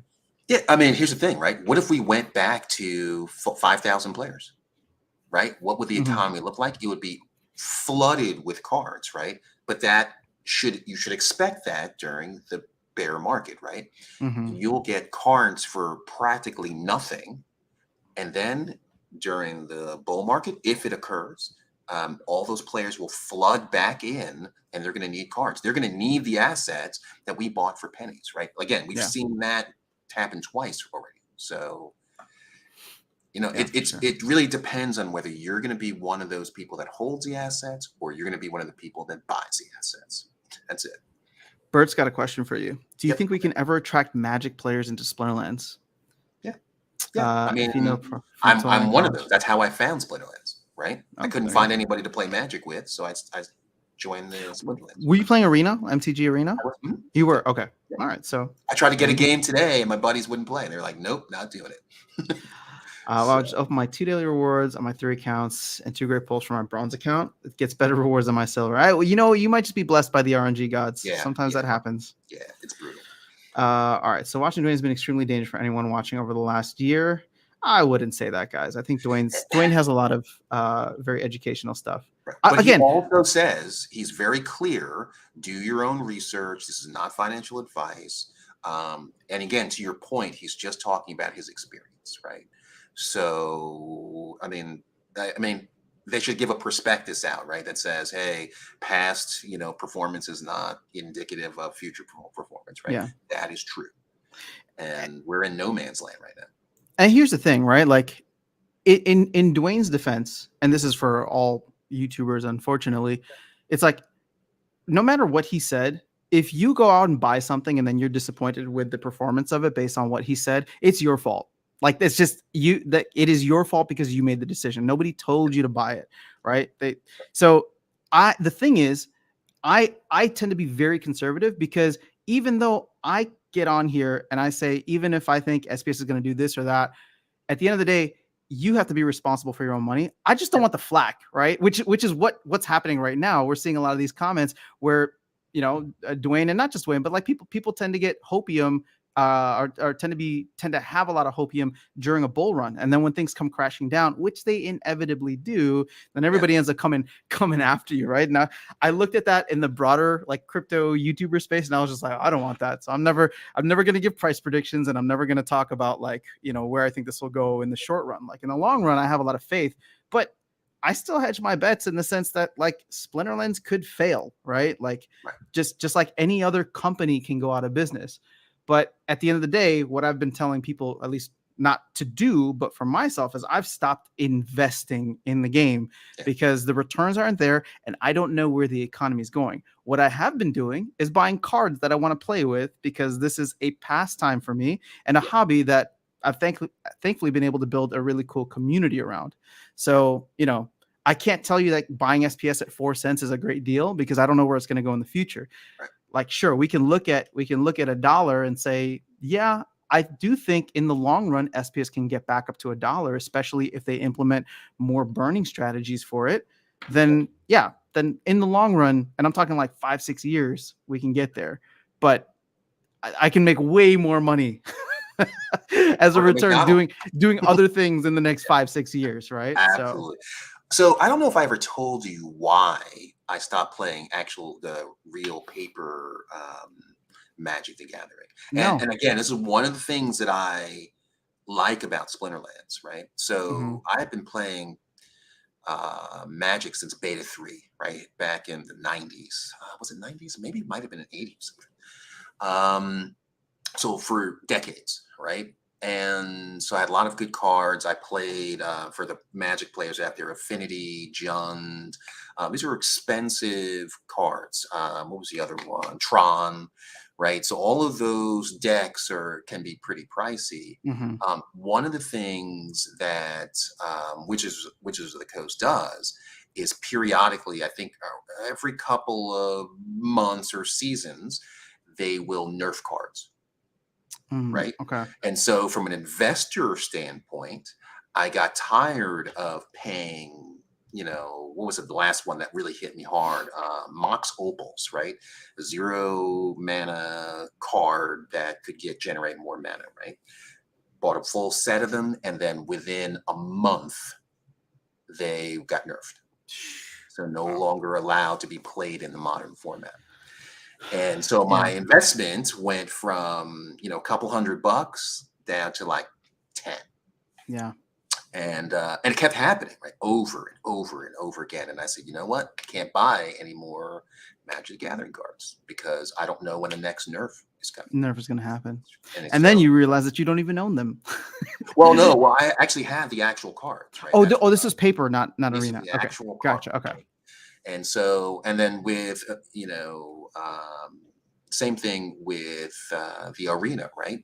You would buy packs for real money and then, hoping to get a card, and then they would get nerfed. Now, the benefit with arena is you can convert them back to, the gems or whatever and get a different card, but still time and effort was kind of wasted. Yeah.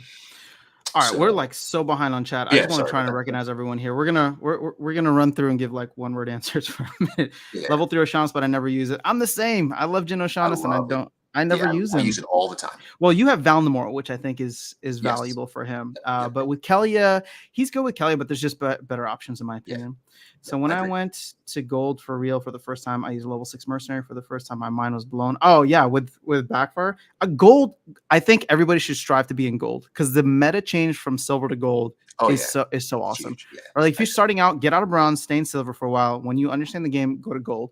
I don't think that you necessarily have to go higher than gold, but now that I've played in Diamond Plus, there has been, it's even better. All right, so I'm not even sure Splinterlands will get another pump cycle. Don't know. Well, I can't sit here and tell you that it will. So you gotta figure it out for yourself. And if you don't think it will, then sell and get out. That's what else can we say, right? So I don't know. I'm not gonna sit here and tell you that we're gonna have the pump cycle. If Rising still sucks, I found. Let's look at that because I disagree with that statement. Okay. Hold on. All right, for new corner, what would your scaling? Rising newcomer. What would your suggestions be for scaling? From 0? Wow, what do you mean, Andrew Morgan? I am not sure that card sucks because I love Magic with Jotun. And so here's the thing, right? So this card does a recharge. It will go through shields. It'll do 9. So 9 times 3. Let's make sure I got it. Yes. So 9 points of damage with Jotun. When that thing does its blast, it's going to do 5 points of damage to everybody in the area. Yeah. For everybody that doesn't have Jotun, though, my use case for him has changed because in poison rule sets, there are 2 cards you will commonly see, at least with the newer format, and that is Forgotten One as well as Harclaw. So this dude, Ifrit Rising, and Weirding Warrior, Insidious Warlock, I think, whichever one has the recharge. Insidious Warlock, they both have a place in my deck now because they allow me to help take out the person who has immunity, and they both can survive long enough. I think if Rising, maybe a little bit more so with higher health, long enough to help take that out. Because whenever they're going 1-to-1, it kind of comes down to RNG. But I use both of them now, even though they have recharge. Yeah, highly effective. Yeah, highly effective. So good points. And yeah, if you have Jotun, or if you can rent Jotun, or if we get a Jotun 2.0 with the next Fire Summoner, then you're in a good spot. I don't know what your suggestions for scaling are, Andrew. If you could let me know what that means. How hard is it to get a new epic or legendary reward cards? I got 150 chests. Epics are going to be impossible, but legendaries, if you are in higher leagues, there is a higher drop rate for legendaries, but epics are the difficult ones. At this point, the market has turned into long-term investors, so just wait it out and don't be greedy next bull run if you want to extract some of your investment. Absolutely. I agree with that 100%. Take profits. I didn't learn that this last bull run. I didn't take profits, so I've got all my rewards cards epic max. There you go. What's going on, Willie D? I've been opening packs and it's kind of annoying that you can see what its rarity. Oh, hope they remove that. Oh, I like it. I wish they had that for streaming. For sure. It is good for streaming. Yeah. Wait to open packs till the next summoner is out in a couple weeks. Yeah. Smart move. Thank you, Icy Flow. I just tuned in. What are you guys saying? Investing in rewards cards, for example, right now is not going to be valuable in a few years. You mentioned, Wayne, do you disagree with 10, 20x to those? I don't disagree, but there's certain things that need to happen, right? We would probably need to like do a 5x in the player base in order to start soaking up those cards in order for there to be that kind of demand, or maybe even like a 2x. Supply and demand. It's going to be basic supply and demand. Yeah. So if we don't see that, though, here's the thing, right? It's like everything can go up. Everything can go up in the long run, but there's just so many factors that play into it. So have you introduced Darkestnyte to walk in or step in? I did introduce him. Yep. To step in. I don't think Spawn will fail. The community here will not let it go down. I agree with that. Yeah, I agree with that. I agree, but the community can't stop the company from running out of money. But you're right. The community, I think, is one of the strongest parts. Right? We always get this question. What is the origin of Darkestnyte? Is it a Green Lantern or Batman reference? Oh, that's the first time somebody's asked if it's a Green Lantern or Batman reference. So again, I typically play like a necromancer character, so darkness and stuff like that. But I also like knights, but also night. So it's a whole bunch of stuff in there, right? And it just kind of stuck. It's kind of stuck. All right, we got the short version today. yeah, short version. What level am I walking? My cat is level 3. I'm trying to get enough walk-in to get level 4. The thing is, I would rather just go buy walk-in because the token price is crashing. So I just don't know how to buy it here in the US. Rising Star isn't bad, but Starbits have tanked and the Millionaire mission is not sustainable anymore. I disagree with that. The Millionaire mission, as long as you spend it buying more fans, which helps you in the long run, but sucks in the short run, is still okay. But again, Starbits aren't the only token that's crashed. Take a look at the market. But the new cards are total shit compared to old rewards cards, my honest opinion. I don't know if I mean, damn, let's take a peek at them, right? So reward cards, That's a good point, Adam. I wonder if we look at some of those older ones. I mean, like I still look at the Kraken as like so OP. I can never get past him. Yeah, but he's beatable, right? So would you consider Alamo Cambia still a new? Nah, it's not in print anymore. So no, anything that's not in print anymore, I would say we can count. Like Alamo is super powerful. That dragon there with life leech is powerful. Yep. It is. Which I rarely use them actually. I don't. Those first 3 cards, I always hate going against. Yeah. I mean they're all super powerful. Ancient Lich, I feel like I'm able to beat. Yeah, but it is amazing, right? All these cards were given away. So they're free. I mean, that's a great card with Jotun. If it can stay alive for a couple of turns. Silver Shield Assassin. Whoa. Oh, my favorite. Yeah. Onyx Sentinel was good. But let's look at what we have now. I mean, Bloodmaker I use now. So almost every Jotun battle, right? Excellent. Pelacor Conjurer is pervasive in the meta right now, right? So yeah, Bandit is being used. I'm starting to see Vampire Bat. Veneri Wavesmith had its moment, right? And then when Kelia came out, it was replaced with other things. Yeah. I don't see Twilight Basilisk a lot, but not as fast as I do. Right? I'm starting to see Volgwyn, right? That's starting to come out. Dampiel Infiltrator, one of the best cards I think one of the best cards of the new, while, right? I think there's some powerful cards in there. Yep. Some of them are just Jinchwala? okay. Jinchwala I don't use as much anymore, but I think Jinchwala still dominates in bronze. Yeah. It's brutal. So, Uh, and then the new ones, right? So Tidebiter, mm, Revealer, yeah. and where's find the other one? Give me a second. Oh, here we go. Venator. They've changed everything, right? Don't you So like Countess Sinesh too? Are you having so fun with much. her with Yoda? No, not really. Yeah. Interesting. I mean, I throw her in if there's enough mana, but it's not a go-to. Interesting. Okay. I thought that opportunity would be clutch. It's nice, and maybe I'm not using it right, or I'm not the best player, right? But yeah, it's okay. Okay. Jared Fair enough. Scar, great, fantastic card. So Yeah. again, it's all open to interpretation, right? So, Adam, you might be looking for the card to do specific things, but until really the meta shakes out and all of the cards for this set are out, we don't really know which ones are going to be valuable 6 months from now. That'll have And a also good the meta synergy. changes, right? With Yeah, it changes all the time. I love Pelacor Mercenary or Pelacor Conjurer right now, Yep. but Pelacor Conjurer is about to get buffed the hell up with what's that called? With Grandmaster Wrath. Oh yes, absolutely. Because Yeah, now it gets void armor, it gets void armor, it gets magic reflect, and it gets +1 armor. No, sorry, it has magic. It gets amplify. So that yeah, to me is going to be one of the that's going to be ridiculous for 2 yeah. mana. Yeah. Because I use it as a tank already, but now it's going to be a tank that can do more damage with amplify.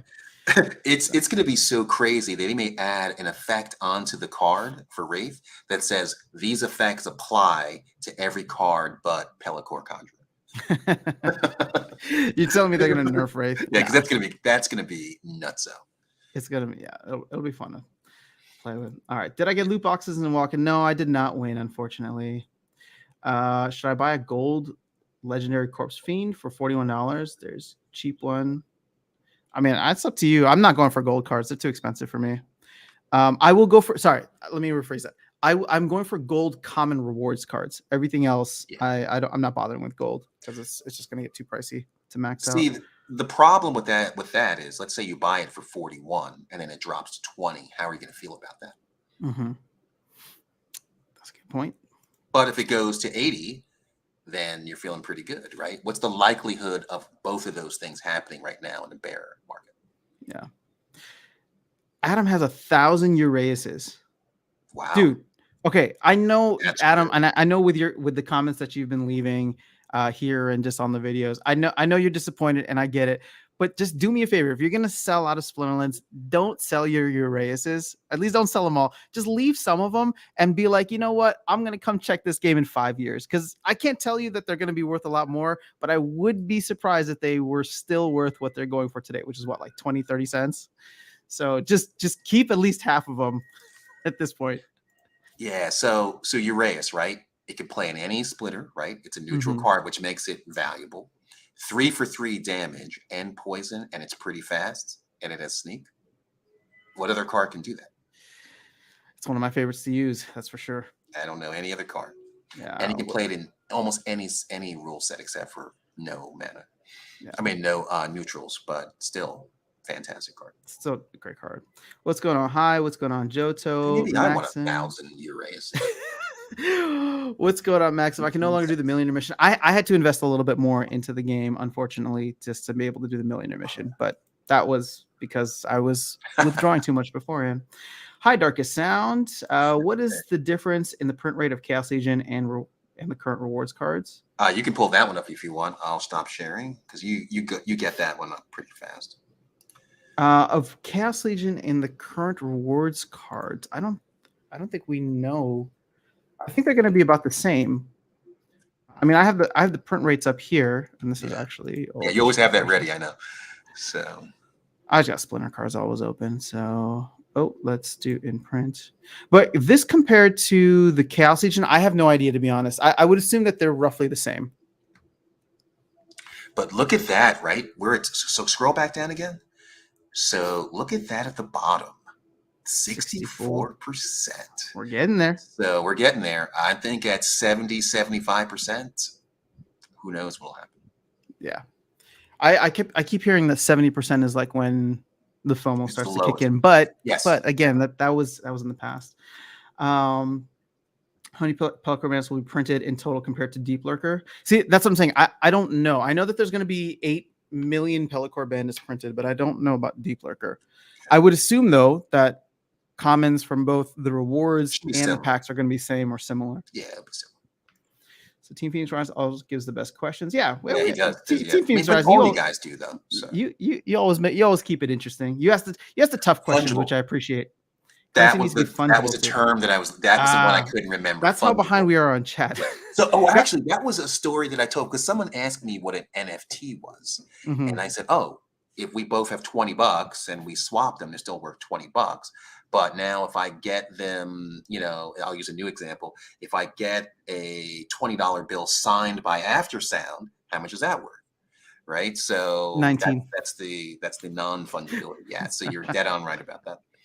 I couldn't remember the word. I was just my coffee hasn't all the way kicked in yet. Man, I finished my first cup a while ago, so I'm gonna have to go for a second cup at some point. Yes.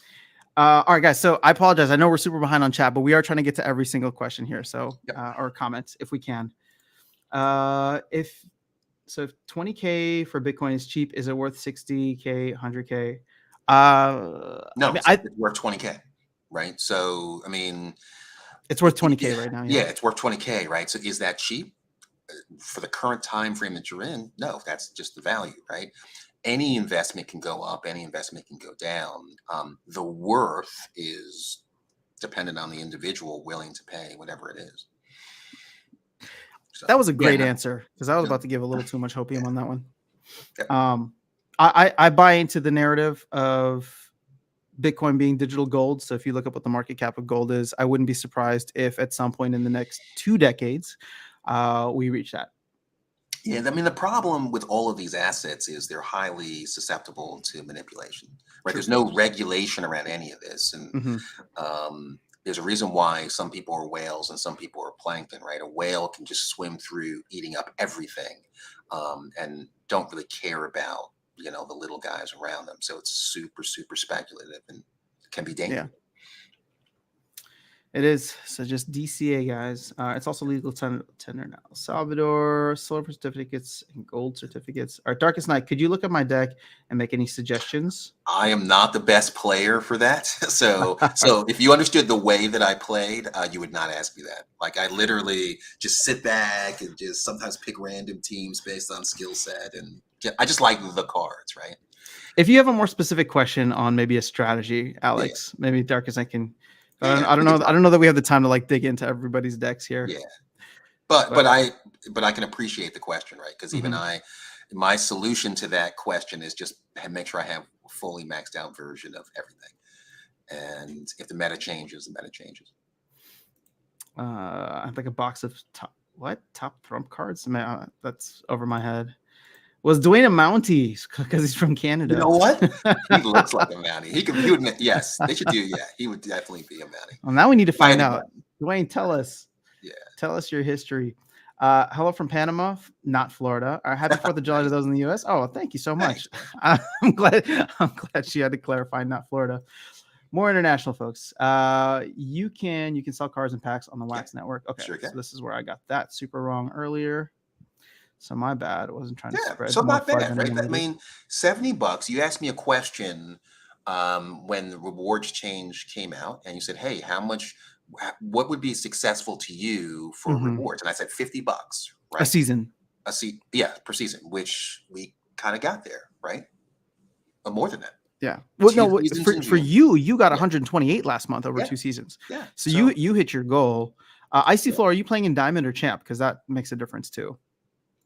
I see him in, I think, Diamond and Champ sometimes. So good morning, everyone. What's going on? Is it Canada Day today too? Wow. Oh, all right. Nice. Congratulations to all the folks in Canada making it another year. What's this new Splinter game being made? What's it about? And when will it be launched? We don't have the details on it. We just know that there's a third-party studio that's working on it. So they're not taking away resources from the team, and they're going to try to make some of the assets like interoperable, like with the cards. Yeah, that's going to be huge. So That sounds like a cool thing. I don't think we'll see it for another year though. So just to Yeah. level You set everyone's know, expectations. the interoperability, I think someone else mentioned this. I would love to see the utility for land be that you can it turns into your battlefield, That'd right? be cool. We've talked about that in the past, right? Where instead of seeing a flat, 2D representation of the battlefield, we have land now, right? We have the Hmm. potential to have an actual arena and to maybe in VR or not even in VR, right? A really, good representation of the battlefield. That would be awesome, right? Man, And there's so much that we could do with land. Yeah. they are starting to make the cards animated, right? So which is could be a precursor to that. So Hmm. I think it'd be cool to be able to like host tournaments specifically on like a land plot. oh, that would be awesome. Huge. And then like so I have a plot of land. So like in the future, if we were to like run a tournament, we could do it on my plot of land, which I could go and then like aesthetically design myself, Yep. right? That That'd would be kind be of fun. amazing. Yeah. Or Uh, even buy components, right? You can buy weapons racks and mhm. podiums, like whatever, right? You can Yeah, customize it anyway. that'd be cool. And I can also make my own rules. Like, There you go. Maybe you collect rule sets, right? oh, that could be interesting. Yeah. Yeah. I wonder why nobody did make a game that is using Splinterlands cards yet. That game would have an instant audience. I think it'd be a great marketing strategy. I, That's not a I common thing though. Interoperability of IP. That I don't think I've ever seen that before. But I mean, I think discussing Splinterlands is bringing up a good point here. I don't have the technical wherewithal, but it's funny is like with all my friends that we would nerd out like playing board games and video games. We always thought it'd be fun to create a board game, and now I think about like so this is why I was getting excited about it before. I'm just like, okay, well now if I can just go kind of take the assets of like another game, but then create something in a decentralized open way and give them more value, Oh, that yeah. could be kind of cool. Again, I don't have the technical wherewithal, but it'd be fun to like do some kind of game design. Yeah. What's up, Jedi Sky Knight? Happy 4th. Thank you. Much love to the Philippines. Play to earn is easy. If a new game is being made, it should only be useful to boost SPS. I think if anything's being made, it should only be useful to boost SPS, but Yeah. that's I agree. That would be nice. that's my thought on it. I was thinking the other day about being able to put our cards in a private wallet to prevent hacking of the account. I think that every day. Absolutely. That should happen. I pretty much stopped playing Magic after I started Splinterlands. It's also a lot harder and with more overhead to sell paper Magic cards. Yes, it really is. Yeah. Agreed. Got my account, but because I put all my cards in external co-op. But see, here's the thing: are you able to play your cards from an external wallet? I don't think you'd be able to. I think you can. So remember, if you look at your account and your DEC, there are you can see the different other wallets. places that you can have assets, right? So it's in game, right? Hive Engine, Steam Engine, Tron, Ethereum, and BSC. Yeah. So again, it'll be a great experiment, right? To transfer something over, let's say, to Ethereum, and see if you can use it in play. Mm-hmm. In fact, hold on a second. If you look at your card collection, it says playable. Yeah. So if you look at that, so look at your card collection, and there's a selection box, a drop-down box that says playable. They're on Ethereum and on Wax. Oh, okay. On Ethereum and on Wax. That's cool. So I wonder, I don't know if I've ever seen a card on Wax that I was able to play. That would be a good experiment. Okay. That's interesting. You learned something new here. You know what? I'm going to transfer a card now. To Wax? Do you have a Wax wallet? Okay. Let's give it a try. But which card? Which card? Oh. Which card are you willing to sacrifice in case it gets? Well, I don't know if anything. Oh, you know what? A sniping narwhal. There you go. Bye, sniping narwhal. Aftersound told me to back up the truck and buy Pellicer Bandits. No, I did not tell you to, Team Phoenix. I told you that I was, and I also told you that I'm a crazy man and I have no idea what I'm doing. That was just for fun. I'm gonna. You can't. I have that card is locked. I'm gonna transfer a vampire bat. So to Wax. I don't know. Prices are crazy high. I wish cards were this low. Confirm. Done. Now you got it, Alex. Okay. Do you want to share your screen to show? Well, let's see. I want to see. Oh, you want to see it first? Okay. friend of mine played Magic in tournaments. He liked the digital more than the paper and started playing Spines. And then It's not there yet. got to me. Oh, okay, cool. I usually use Oceanus specifically or especially when you're expecting 5 or more damage. Force Field is great for that. I hate going up against Oceanus level 3. All right. So Vampire Bat. Ooh, can you see my screen? There we go. So yeah, so that card is now on wax, but let's see if it's playable. Now, is this a separate wax wallet? Yes. It is not playable. It is not. Yeah. It is not playable. Yeah, because I would have had 3 separate cards, and I only have 2. So if there's a way for innovation or development within the game to be able to allow to play from those wallets, then that would definitely help. Yeah. But the thing is, if you think about it, your Hive engine account your Hive account is essentially a wallet in and of itself. Yeah. But I agree. But it's linked to make the assets playable. So that's what that tells me is if you transfer to an external wallet, they're no longer playable. Yeah. Which we're all players. And so most of us are players, right? We want to play. But if you were an investor, then you might transfer those assets to like a, Nano Legend or like a cold wallet, right? Yeah. Which I have often thought about. Mm-hmm. But I play too much to be able to do that. Well, the thing is, if you want to speculate on cards and you're not worried about renting them out or whatever, you just want to hold them somewhere long term, you can do that as well. All right. You're getting a request from Hokie for more about your MTG story. That was pretty much it, right? It's, I played Magic for, back since Beta 5. I have tons of cards. I used to have Magic events up in New York, where originally I'm from. And I've met some of the original artists, gotten cards signed and things like that. But,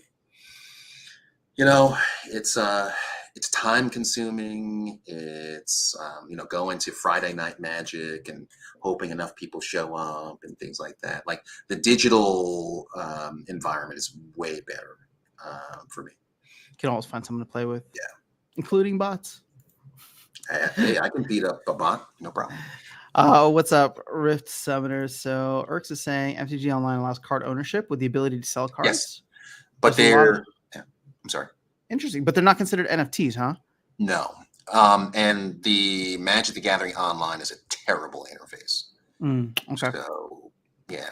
I'd hope that they would have merged the two. Arena looks great, but it doesn't have the functionality of MTG Online. Gotcha. Okay. The newest batch of rewards cards isn't as good as the Pelacor batch that came before. Okay. I can agree with that. I think there's some standout cards, but the rest I haven't been very impressed with. Yeah. Let's put it that way. Bill, here's the thing, right? What the new reward cards seem to me are niche cards. Mm-hmm. Right? They solve very specific niches. So, for example, even the one I was sharing, Vampire Bat, right? That Vampire Bat is the equivalent of, what was that, the Harpy, I think it was? The Harpy that most people would, no, Cockatrice. It's the new Cockatrice card, right? But not neutral, though. Yeah, it's not neutral, true, but you know what? So when you're picking your lineups, right, of which team you want to field, that might be the Vampire Bat may be a great card to make you want to pick green, especially with the daily focus, right? But that's an awesome card, and when it's no longer in print, it'll be probably just as expensive as Cockatrice, maybe a little bit less. But that's a perfect example, right? You might think it's trash, but it has a speed of 5 with flying and dodge. You're never hitting that card. Well, you can if you have another card with flying, but it's a great card. And right now it's worth pennies. In fact, it's worth 1 penny exactly. 1 penny. There you go. So. I have man, all these people with 1,000 Urases. I'm missing out on. I'm missing out on something here. What's going on? I need I to made a find mistake it. going for Pellicor Bandit. Should have gone for the erase. All right. So Andrew Morgan is asking, how much would I need to invest to earn at least $100 per month? I think you need to be playing in Diamond/Champion. What we were doing. So I would say that maybe the experiment that I ran with the deck that you delegated to me, so a maxed out Chaos Legion deck, would probably be the best proxy for that. Again, it's not going to be perfect, and you'd have to play a certain amount. But let's look at it this way. So I'm going to share my screen. Oh, I'm sorry. You got it. So, wait, go ahead. You can share yours if you want. All right. So, because that's a complicated question, right? So look at this. It's a list of all the tournaments. Oh, that's another thing That's too. See, where you're going to make your money. I don't play in tournaments. Yeah, that's where you're going to make your money, I think. And some of these are pretty easy, but the prizes, some now again, Masters Diamond Gold foil with almost $4,000, unless you have, Diamond, and I think they only have alphas, right? So that's not a good opportunity unless you already have those cards, right? But there's a lot of tournaments here, and there's some pretty healthy prizes there, right? And you can rent some of these cards, right? So if you're a good enough player, even for the gold alpha, that may be worth it depending on the rentals, right? So to make $100 USD per month, I mean, in theory, if you're a good enough player and you have good cards, you could probably make that in a day. Yeah, but the thing is, the tournaments aren't sustainable, right? Like, it just depends on what's available. Well, I mean, so to be what's great about the fact that you brought this up is that wasn't even on my radar. So if you don't mind, let me share my screen, and I'm gonna tackle it from a different perspective. But I think combined, it would be great. So Andrew, to talk about this, right? So I was playing with a maxed out Chaos Legion deck, courtesy of Darkestnyte, and right now, if you were to max out a regular foil Chaos Legion deck, that would be roughly $5,000. You could probably get some good deals, especially if you wait a little bit. And then the rewards cards is about 100. So we'll just say $5,000, right? Because it's the rewards cards aren't that much. And then I made, in the month of June, I made $86 over 2 seasons, and we're roughly going to get 2 seasons per month. But I also didn't play as much. I played a lot in the first season. Second season, though, I didn't play as much. So when I look at this and think, okay, if I had played more, I definitely could have gotten closer to that 100 number. Yeah. Plus, had I played in more tournaments, I could have gotten some value out of that as well. So again, this isn't going to be perfect, but if you just look at like the value of what Chaos Legion is going for right now, which is about $5,000, then I don't know, that's kind of like the rough number that I would give to you. Now, do you need to go in and actually spend $5,000 and max it out? Probably not all the cards, but if you're thoughtful about which teams work and then focus on those cards specifically. What would be interesting if they had another add-on there, the total set rental price. Total set. Oh yeah, that would be awesome. Too. An awesome addition to this, right? Oh, how much would it cost you to rent the whole set? Interesting. Okay, that's so a great question. That was a good question, because now I just calculated it out on my end, and if you were to invest, say, $5,000 to get a maxed out Chaos Legion deck, and you are able to earn $100 a month, that's roughly a 24% APR. Look at that. I'm not saying that that's a good investment. I'm just saying that APR was surprisingly high, in my opinion. Right. So it's funny. I think I've told you this story before. One of the things about Splinterlands that I liked, because I mean, again, the whole financial collapse thing, I kind of, I'm a prepper, right? So I said, hey, this whole economy is going to crash, and I wanted to be able to play a game while I was waiting on a food line. I think I told you this story, right? Yeah, you did. A cup of coffee and a bowl of soup. Can I pay for that with the assets that I'm making? Mm-hmm. And I would say probably, right? But how will that look in a total collapse, right? Who knows? Who knows if anyone would be playing Splinterlands? But I do know that entertainment typically survives well in a recession. Yeah. Well, and again, I'm saying this without backing it up anywhere, but logically, it makes sense that gaming is somewhat recession proof, right? Because if people are looking to not spend outside or taking trips or whatever, usually they'll traditionally people would buy like video games, right, in the past, and just spend $60 and all of a sudden that video game is going to keep you entertained for a month or two. Yeah, and without giving any specifics, right? We know for a fact now that people are playing Splinterlands in order to put food on the table. We have a real example of that. Yeah. So, here we are. That 24% is significantly high for me. Because I look at this and I'm just like, the prices of cards are low as it is, and I think they're going to go lower, right? So I don't know. That's interesting. If you can maintain earning $100 a month, whether that's through pack values or some of these cards, that's $1,200 a year. Like actually more than that.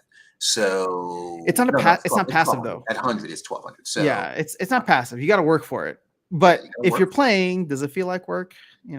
Yeah, sometimes. This last season. Yes, it does. Yes, it does. You're absolutely right. Okay, I need 3 more obsidians, but I want to pay $2 or under for them. Looks like they're going for 207 right now. What's going on, Lotnik? Fellow guildmate here. About Pelacor Bandits and Conjurers, I'm personally making army of level 5 goldies. Nice. Okay, very cool. And we're going to just take a defensive estimate of 20% API, and you got your number.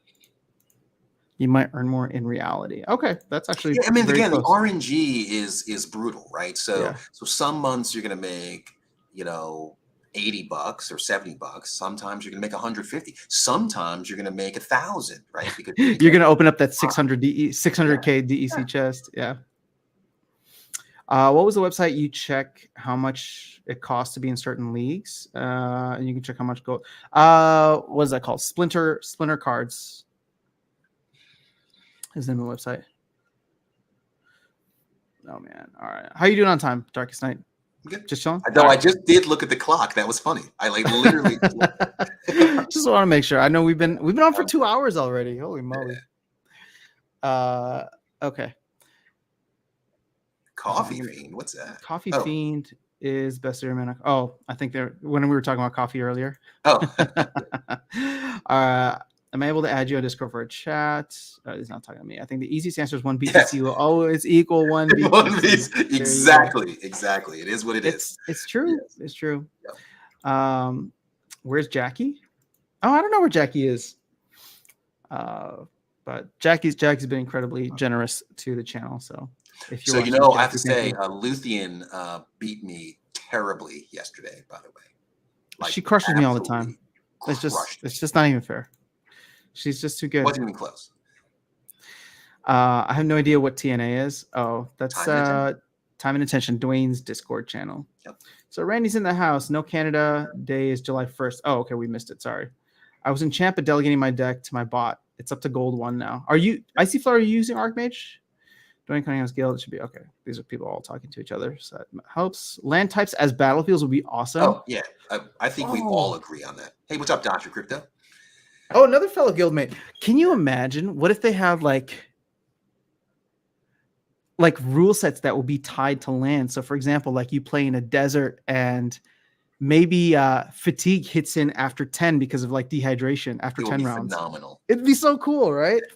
Cool. Or you could have like something in like a swampland where similar to like earthquake rule set, they're all taking damage every turn.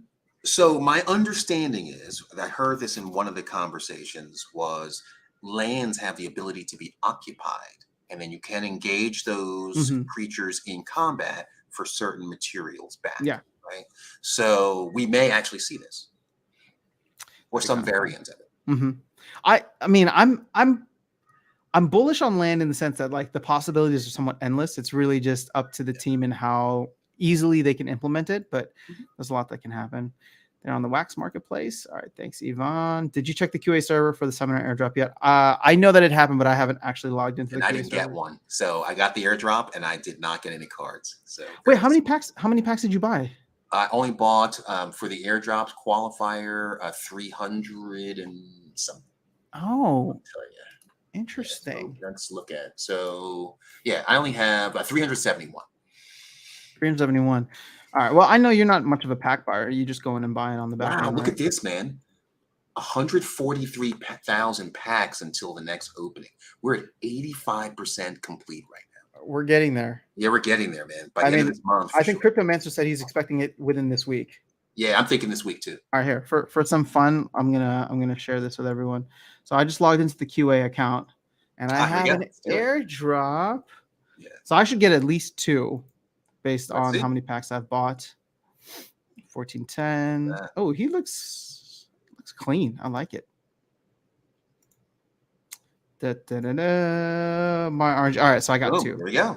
So I can't even play in silver. Sad day. But I think you're ranking on the. Oh, you're in gold on the QA server. What? How? No, I'm in bronze. Is that bronze? Yeah, Oh. this is There you go. I'm no novice. Sorry, novice on the QA server. Oh, I tell you what. I'm gonna start a game. Should we fight?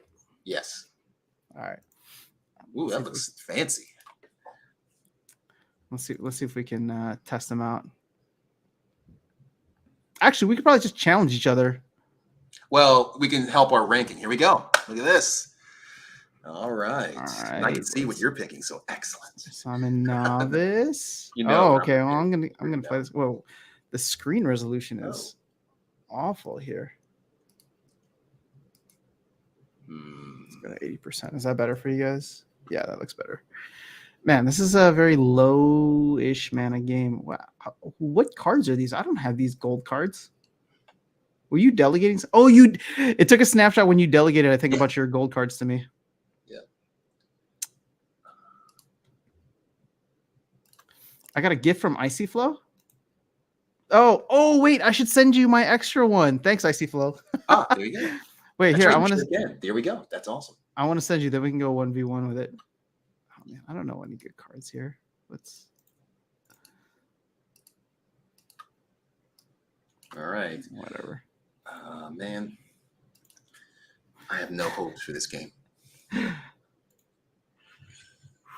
Ooh, look at that. I wonder what you chose. This is gonna be brutal. Oh, thanks, man. Oh, you got the win for sure. Well, we really don't know now, do we? Oh, you don't have a heal. You don't have That's self-heal. correct. I forgot.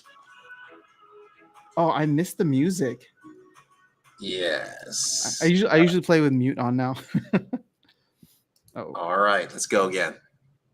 Oh, I missed. But man, that void armor coming in so clutch. Oh yeah. But I think you still win this, no? Nope. Oh my gosh, I'm gonna win it just by 1 turn. Yeah, see that's. Oh no, actually, he would have had a couple turns. All right, look at that, OP. All right, one more. Hold on, wait, let me send you a card. Oh, Icy Flow just sent me one. Oh, Icy Flow sent you one. Icy Flow, how many did you get? How many packs did you buy?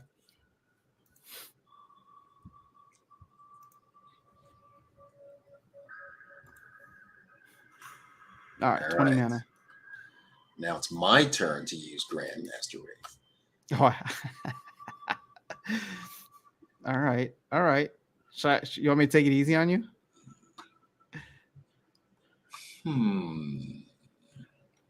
It's funny because I have all of your cards delegated to me right now on this snapshot.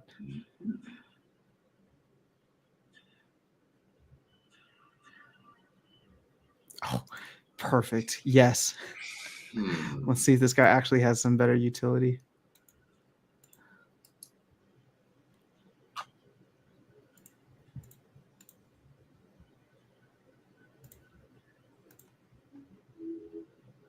Yes. Okay.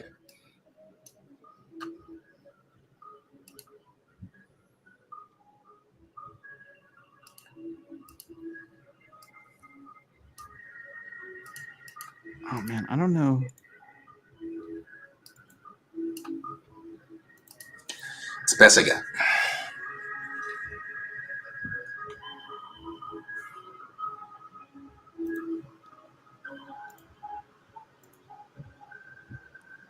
Yeah, I'm more than likely going to probably send you some of those cards back that I'm not using right now.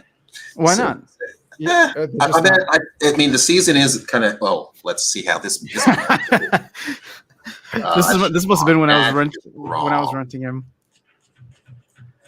Interesting. Yeah, I'm pretty Okay. sure I'm going to lose this. All right, let's go. Actually, well, Let's go. Let's see what happens. you. Oh, Well, maybe. Let's see.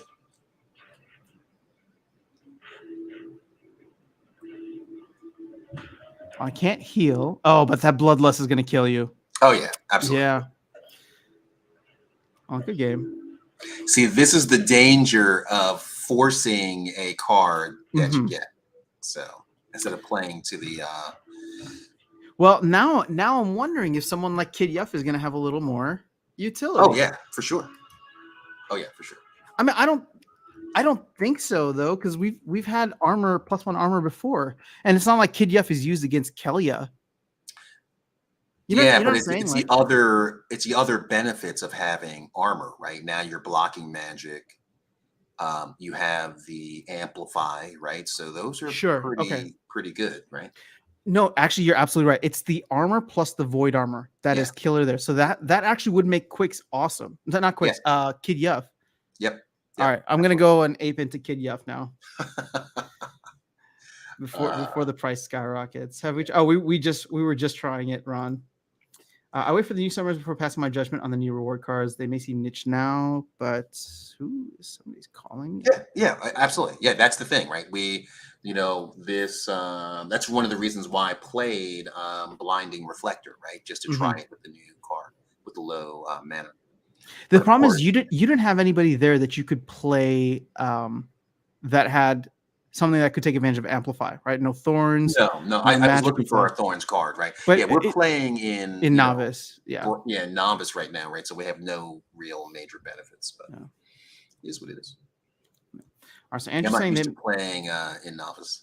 I make about 3x in tourneys versus season play. Tourneys are where you can make the real money. Yep. All right, you know what? Screw it. I'm going back. I'm going hard back on tourneys. I'm calling my cards back, and we're gonna go after it. Yep. So Daniel made $110 worth of rewards last season. Congratulations. Oh, last season, not even just last month. Congratulations. Tournaments is so much harder than ladder. Everyone got max cards there. Yeah. I mean, to the victors goes the spoils, right? And that is it's a lot of money up for grabs, and people are going to be super competitive. But keep in mind, there are modern tournaments coming as well. And I know we've had modern tournaments, but they don't allow for the rewards cards, the new rewards cards most of the time. So now that those will be in, hopefully that should level the playing field a little bit. I made a new account to play in ranked since it doesn't require staked SPS. Then I can keep my main in silver. All right, that's fair. Yeah. Dominic, hi. Good time to buy SPS? Who knows? Who knows? I think Icy Flow predicted that it was going to go down to what, 3 cents or 2.7 cents. So I have that in my mind, Icy Flow, because I'm thinking of you as we get inch further and further down. And then how are you going to approach SPS? Because what's interesting, Darkestnyte, is that you are not an investor in the game. And what I like about how you approach SPS is you only buy it when you need it for something. So, everybody's talking about like backing up the truck once it hits X value. Is that something that you're thinking about doing, or only because you did say that you wanted to make sure that you could get into some of these tournaments? So are you waiting? Are you waiting until it gets to a certain point to top up for these tournaments? Yeah, because you're just a little bit more than me in SPS, right? And you were able to get in a tournament that I was not. And I was like, oh, well, that's a problem. so yeah. All right. Enough. Yep. All right. So any card set in Splinterlands that costs around $70 to $80 and can make you around 50 cents a day. How do you feel about the rental market? I don't know about 50 cents a day. $80 doesn't seem like it's going to get you much, unfortunately. You won't even have a maxed out summoner. You may be able to spend that much and rent your deck. I don't know. See, that's the thing where you were saying earlier, Darkestnyte, if they had the rental value across like max sets, that'd be interesting. And I'm actually renting cards for the first time, like a lot of cards right now. And let's see where it's at. So right now, in terms of rentals, I'm making just under 1,500 DC per day. So $1.50, or actually less than that now, but it seems to be okay. And these are cards that I never use, right? They're cards that are just that are never used. Yeah. Okay. And it's helping, and I put it at the lowest price so it can help out whoever needs it. So Cool. What if that battle occurs in your plot of land? Well, then I go first every time. hey, maybe that's one of the rule sets, right? I get homeland advantage. Well, hold on a second. So if you look at some of the benefits in brawls, I was just thinking about those that can too. easily be translated over, right? Yeah. Well, okay, so imagine like guilds being able to own land, or like you being able to like delegate your land to your guild essentially as like, here's a battlefield for like home and away, because we have that already now, but it's like maybe they'll implement that with land at some point. We do. So I got 5 airdrops for 1888 packs. Oh wow, nice. that's a good. You got 2 extra. Congrats. What are you showing me? How do I get that card? Alex, this is on the test server right now. If you're a Maverick, meaning you've purchased 1,000 packs, then you have access to it. Let's see. It's on the QA server for Mavericks. Vouchers dumping. Yeah, I know. I saw them below 40 cents. It's funny because I just made a video yesterday saying like, I haven't seen these things go below 40 cents. And then logged in this morning and they're at 36. So, and Diamond the Summoner is going to be strong. Yeah. Oh, yeah. It's going to be brutal. Yeah. I don't know what Mavericks is, but I bought over 550. All right. So you need about 450 more packs from the store. They can't be from the secondary market. You got to buy them from the store. All right. Yeah, I think that card, again, Pelacor Conjurer, that's going to be on those low mana battles. I think it's just going to be oppressive. Mm-hmm. Yeah, it's only 6 mana compared to the other one. So I know like 1 mana doesn't seem like a lot, but it could change the game in many ways. So Alex, hold on, let me just clarify this for you because I think the confusion might lead to some bad outcomes. But if you buy 1,000 packs, then you get access to the test server where the new legendary summoner that's going to be airdrop once we cross the thing is being tested there. So we have access to that to play with it, but it's like we don't have the card yet. We're just testing it out for the team and reporting any bugs or errors. If you have 550 packs bought, you will get 1 airdropped when it becomes available. And right now we are at we have about 150,000 more packs to go. So you will get one. Don't worry about that. It's just right now, if you're not in the test server, then you don't have access to it. So Maverick is a designation for people that have invested in the community. So they get some benefits like access to post in the Mavericks channel on Discord, access to the QA server, which is always up, right? It's not, they don't take it down. So it's basically like having your cloned account over on the QA server. Yeah, that's true. Tournaments are a totally different beast. For the valuable tourneys, you will always face the top 30 of gold and silver. Yeah. Not surprised. I mean, people are trying to make their cash, right? What's going on, Dragon? It's good to see you here. Morning coffee. I ran out of coffee a while ago. How much longer should we go for, Darkestnyte? I don't want to. I'm good. I mean, it's a holiday weekend. Oh, you're good. So you just want to keep going? All right. Yeah, I'm good. All right, so let's keep catching up with some of the chat here. Can you show us that new card again? How can I get it? I don't see it on the market. Okay, so hopefully I answered this already for you, Alex. So how much SPS do you guys have staked? I have about 125K. Yeah, and I have. Hold on. That's going to be released. Okay, thank you guys for helping Alex out. You want to see what it does and what it looks like. Here you go. Sorry, what was that? Yeah, I have 44,000. Oh, you have 44,000. All right, cool. I didn't realize you had that much. Well, see, this is where the struggle is for me, and what I was kind of talking about at the beginning of our conversation. Mm-hmm. So I look at it now and I'm just like, okay, SPS is at an all-time low. And just looking at that, like, okay, how much would I need to max out the rest of my deck? Like, would my money be better spent there so that I could play at the higher levels? And now with modern format literally around the corner, it's definitely eating at me where it's just like, I may sell a huge chunk of my SPS, which will make me feel bad because I'm selling it at a loss. But I think I would rather have the cards and play. I would rather have a max chaos deck and play in Diamond Plus when Modern comes out than holding on to this SPS, which I'm sorry to say does not have any utility and doesn't look like it'll have any utility in the near future. Right. So that's kind of the struggle that I'm having right now over the next couple of weeks is, okay, like next time I have some SPS unstaked, do I just go ham on the market and sell it off and buy? You know what I mean? Well, it's kind of a wash, right? So you're just trading one asset in the same game for another one, right? True. And one has the value, but the price of the cards is going down too, right? Sure. Yeah. So it's kind of, again, kind of a wash depending on which cards you buy, which Mhm. is the reason why I picked up Kitty. I sold off Bitcoin and got Kitty instead because I can't play my Bitcoin in my wallet. And then Bitcoin dropped as soon as you got your kid, and you're like, yes, made the right decision. Yes. But then it went right back up, right? I know. So it's still, I mean, it's all over the place. So I don't spend a lot of time worrying about that. Are you still planning to like DCA into Bitcoin, or are you just waiting Oh, until eventually, yeah, we hit the depths of the bear market? yeah. Like my number I had in my head was 13,000. Mm-hmm. So, and if it goes to 13,000, I'm not even going to DCA. I'm just going to buy, a coin because I've always wanted to be a whole coin. Whole coiner. But Yeah. Example with $100, how gonna much you make? Dominic, I don't think $100 is going to get you much in this game, unfortunately. Sure, if you play at the lower levels, maybe. Actually, I don't know. You know what? Here's a good thing we can check. Let's go to set value and let's go to bronze. I mean, so see, to max out a bronze chaos deck is going to cost you $300. And again, it depends on the card, right? Some cards have a higher rental value than others. Yeah, and that's a tough question to answer.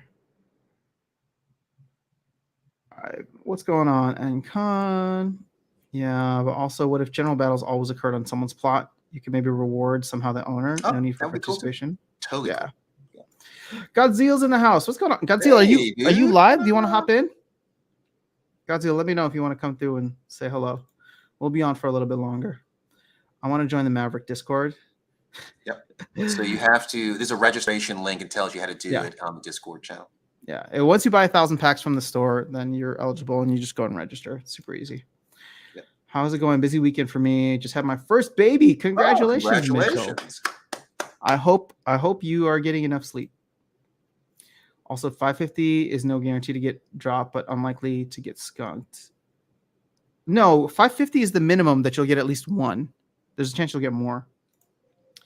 I've staked over 1 million SPS. Oh, you're my hero. That's how much I want. That's a lot. You might need it later on. Rewards, acquire staked SPS. I just hope SPS goes up a bit and I can use it for Splinterfest tickets. Ah, that'll be cool. Yeah. Maybe there'll be a discount for Splinterfest tickets. Are you booked for Splinterfest already? Not yet. I'm going to do it this week. All right. I'm thinking about doing it too. I'm still on the fence of whether I should go on Thursday or Friday. I'm just going to go hang by the pool if I have to. And you're staying at the Luxor. Yeah. At the Luxor. Okay, cool. I think I'll be doing the same thing. I think SPS airdrop ending will give it a small term bump combined with some node sales, but there's a long way to go in the bear market. I don't disagree. I sold my SPS bag to buy Chaos Legion cards. Tough call, but the cards are the backbone of everything. See, and that's kind of where I'm at right now. I feel like I should buy the cards so that I can play at the higher levels. So I got to head to bed, but looking forward to catching up with you guys. All right, for sure, Godzilla. Cool. I have bought over 5,000 packs. Nice. Make Darkestnyte Godzilla mods in the channel. Do you want to be a mod on the channel? Sure. I feel like that's giving you responsibility. I don't want you to feel burdened. Oh, my burden talking about cards. Oh, talking about a game I play every day. That's not a big burden. Can you speak what you're both thinking about this game long term, 2, 3, 4 years? Bullish a lot, little in terms of how much you guess assets appreciation is 10, 50. Okay, let's go ahead and we can start to wrap up just because I know we can get to the rest of our days, but let's go ahead and start wrapping up with this question from Yellow. How are you looking at things long term? And then if you want to comment on like asset appreciation over that time. So feel free to attack it however you want. Bullish, right? But I prefer to have a vision of what the game looks like 2 to 3 years from now, right? And and it'll be different for everyone, right? So in 2 to 3 years, land will be a thing, right? We'll have a new economy for that has been probably around for a year and a half, right? So the Hmm. players who own land will start to mint cards and fundamentally change the way the game is played, right? So that's going to be huge meta shift right there. So that's good if you own land, right? We'll be into the new set, or maybe two new sets by then. So the cards that are dropping and being minted now will not be minted anymore, and they'll be more valuable. I would say we will be in a hopefully in a bull market then, so we'll have tons of new players, right? And again, you can say that maybe those new players will go play some other game, but what new game, right? What's as mature as Splinterlands right now? And there's a couple of things, right? And other games will continue to mature. But I think just given where Splinterlands is, I think that it'll attract the majority of people, of players into it. So will that be 10x, 5x? I don't know. Hard to say, right? But the company has built the infrastructure to support all of those users. It's already in place. And so I think that when those people come, we will not see some of the things that we had happen in October, right? With slow servers and crashing all the time and all that. Hmm. So I feel like the investments have all been made, not just by the team, but by us as well, right? We'll have all of our cards. I mean, there's only but so many cards you can buy to play with, right? Sure. Everything after that is an investment. So I think we'll take profits along the way when we can. And I think, a year or two from now, 2 years from now, we'll be telling the stories of the old days, right? Remember when, Rift Watchers came out and, Chaos Legion. Oh, those are crazy times, right? And then we'll have a new set and new players. So I hope that answers the question. I thought it was a good answer. um, Yellow. I don't know. I'm very bullish on it long term. Um, I believe very much in what the team is trying to build. The only thing that makes me nervous is the short term bear market and how, actually not short term, but the bear market and how deep that could be. Because if it ends up being something severe, I don't think that the company would fail. But just like any other company, they may have to go through some kind of downsizing, right? And that could slow down development. But you've heard Yabamat on the live streams or the town halls talk about, you know, even if he wasn't getting paid, he just wants to make a cool game. And so that to me kind of says, okay, well, we're always going to have something within Yeah. Splinterlands.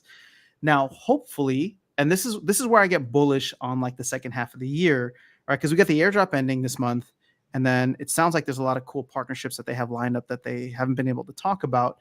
But if the second half of the year can be a place in which we grow the player base like in a healthy manner, again, not like doing 2, 3, 4, 5x's, right? But just we start to actually get people to come in. These partnerships start to get coverage and press, and people are just like, "Hey, what is this Splinterlands game?"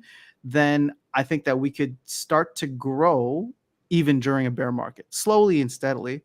And to Darkestnyte's point, in 2 years, I think we're going to look back at this and be like, "Oh man, that was a rough time," right? Like when Bitcoin has its next halving and people are talking about another bull run, right? Because I'm even at the point now where I'm thinking that the next bull run for Bitcoin, it might not even hit its all-time high just because of how the economy is. We've never seen Bitcoin in a very down macro environment before.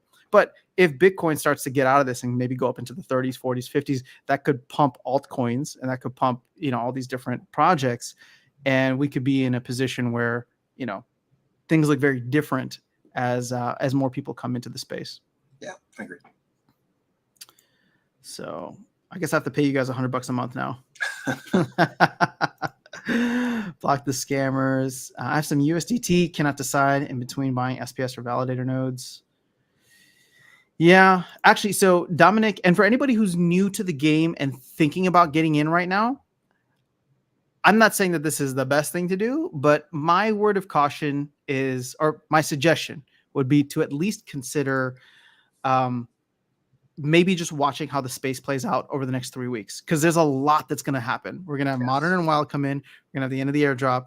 And, if you've waited this long, then maybe you buy in a little bit now, but don't like ape into everything just yet. Because and we have a major economic report happening at the end of the month. Yep. Which could change everything. I mean, I feel like it's just going to confirm what we already know, right? in a recession. All right, cool. Wow, I think we actually caught up to the comments, the chat. Wow. So before anybody can say anything else, let's hop out of here. Darkestnyte, do you have any closing thoughts, though? No, as usual, always fun chat about the game, the thing that we spend so much time on. And guess what I'm going to do the rest of the day? Play more games. I'm excited for that. My deck should be coming back off of renting soon, or maybe sometime later today. So maybe I'll spend today just kind of hanging out and playing some other games. Just drink coffee, relax, listen to some music, just take it easy. That's the way to do it. All right, guys, have an awesome rest of your weekend. For those in the U.S., enjoy the long weekend and the day off tomorrow. And that's all I really got for you. There'll be more content coming over the next couple of days. Yeah. Darkestnyte, as always, it's a pleasure speaking with you, and I'm sure we'll be chatting outside of this anyway. Yeah, so absolutely. Yep. All right, guys, take care.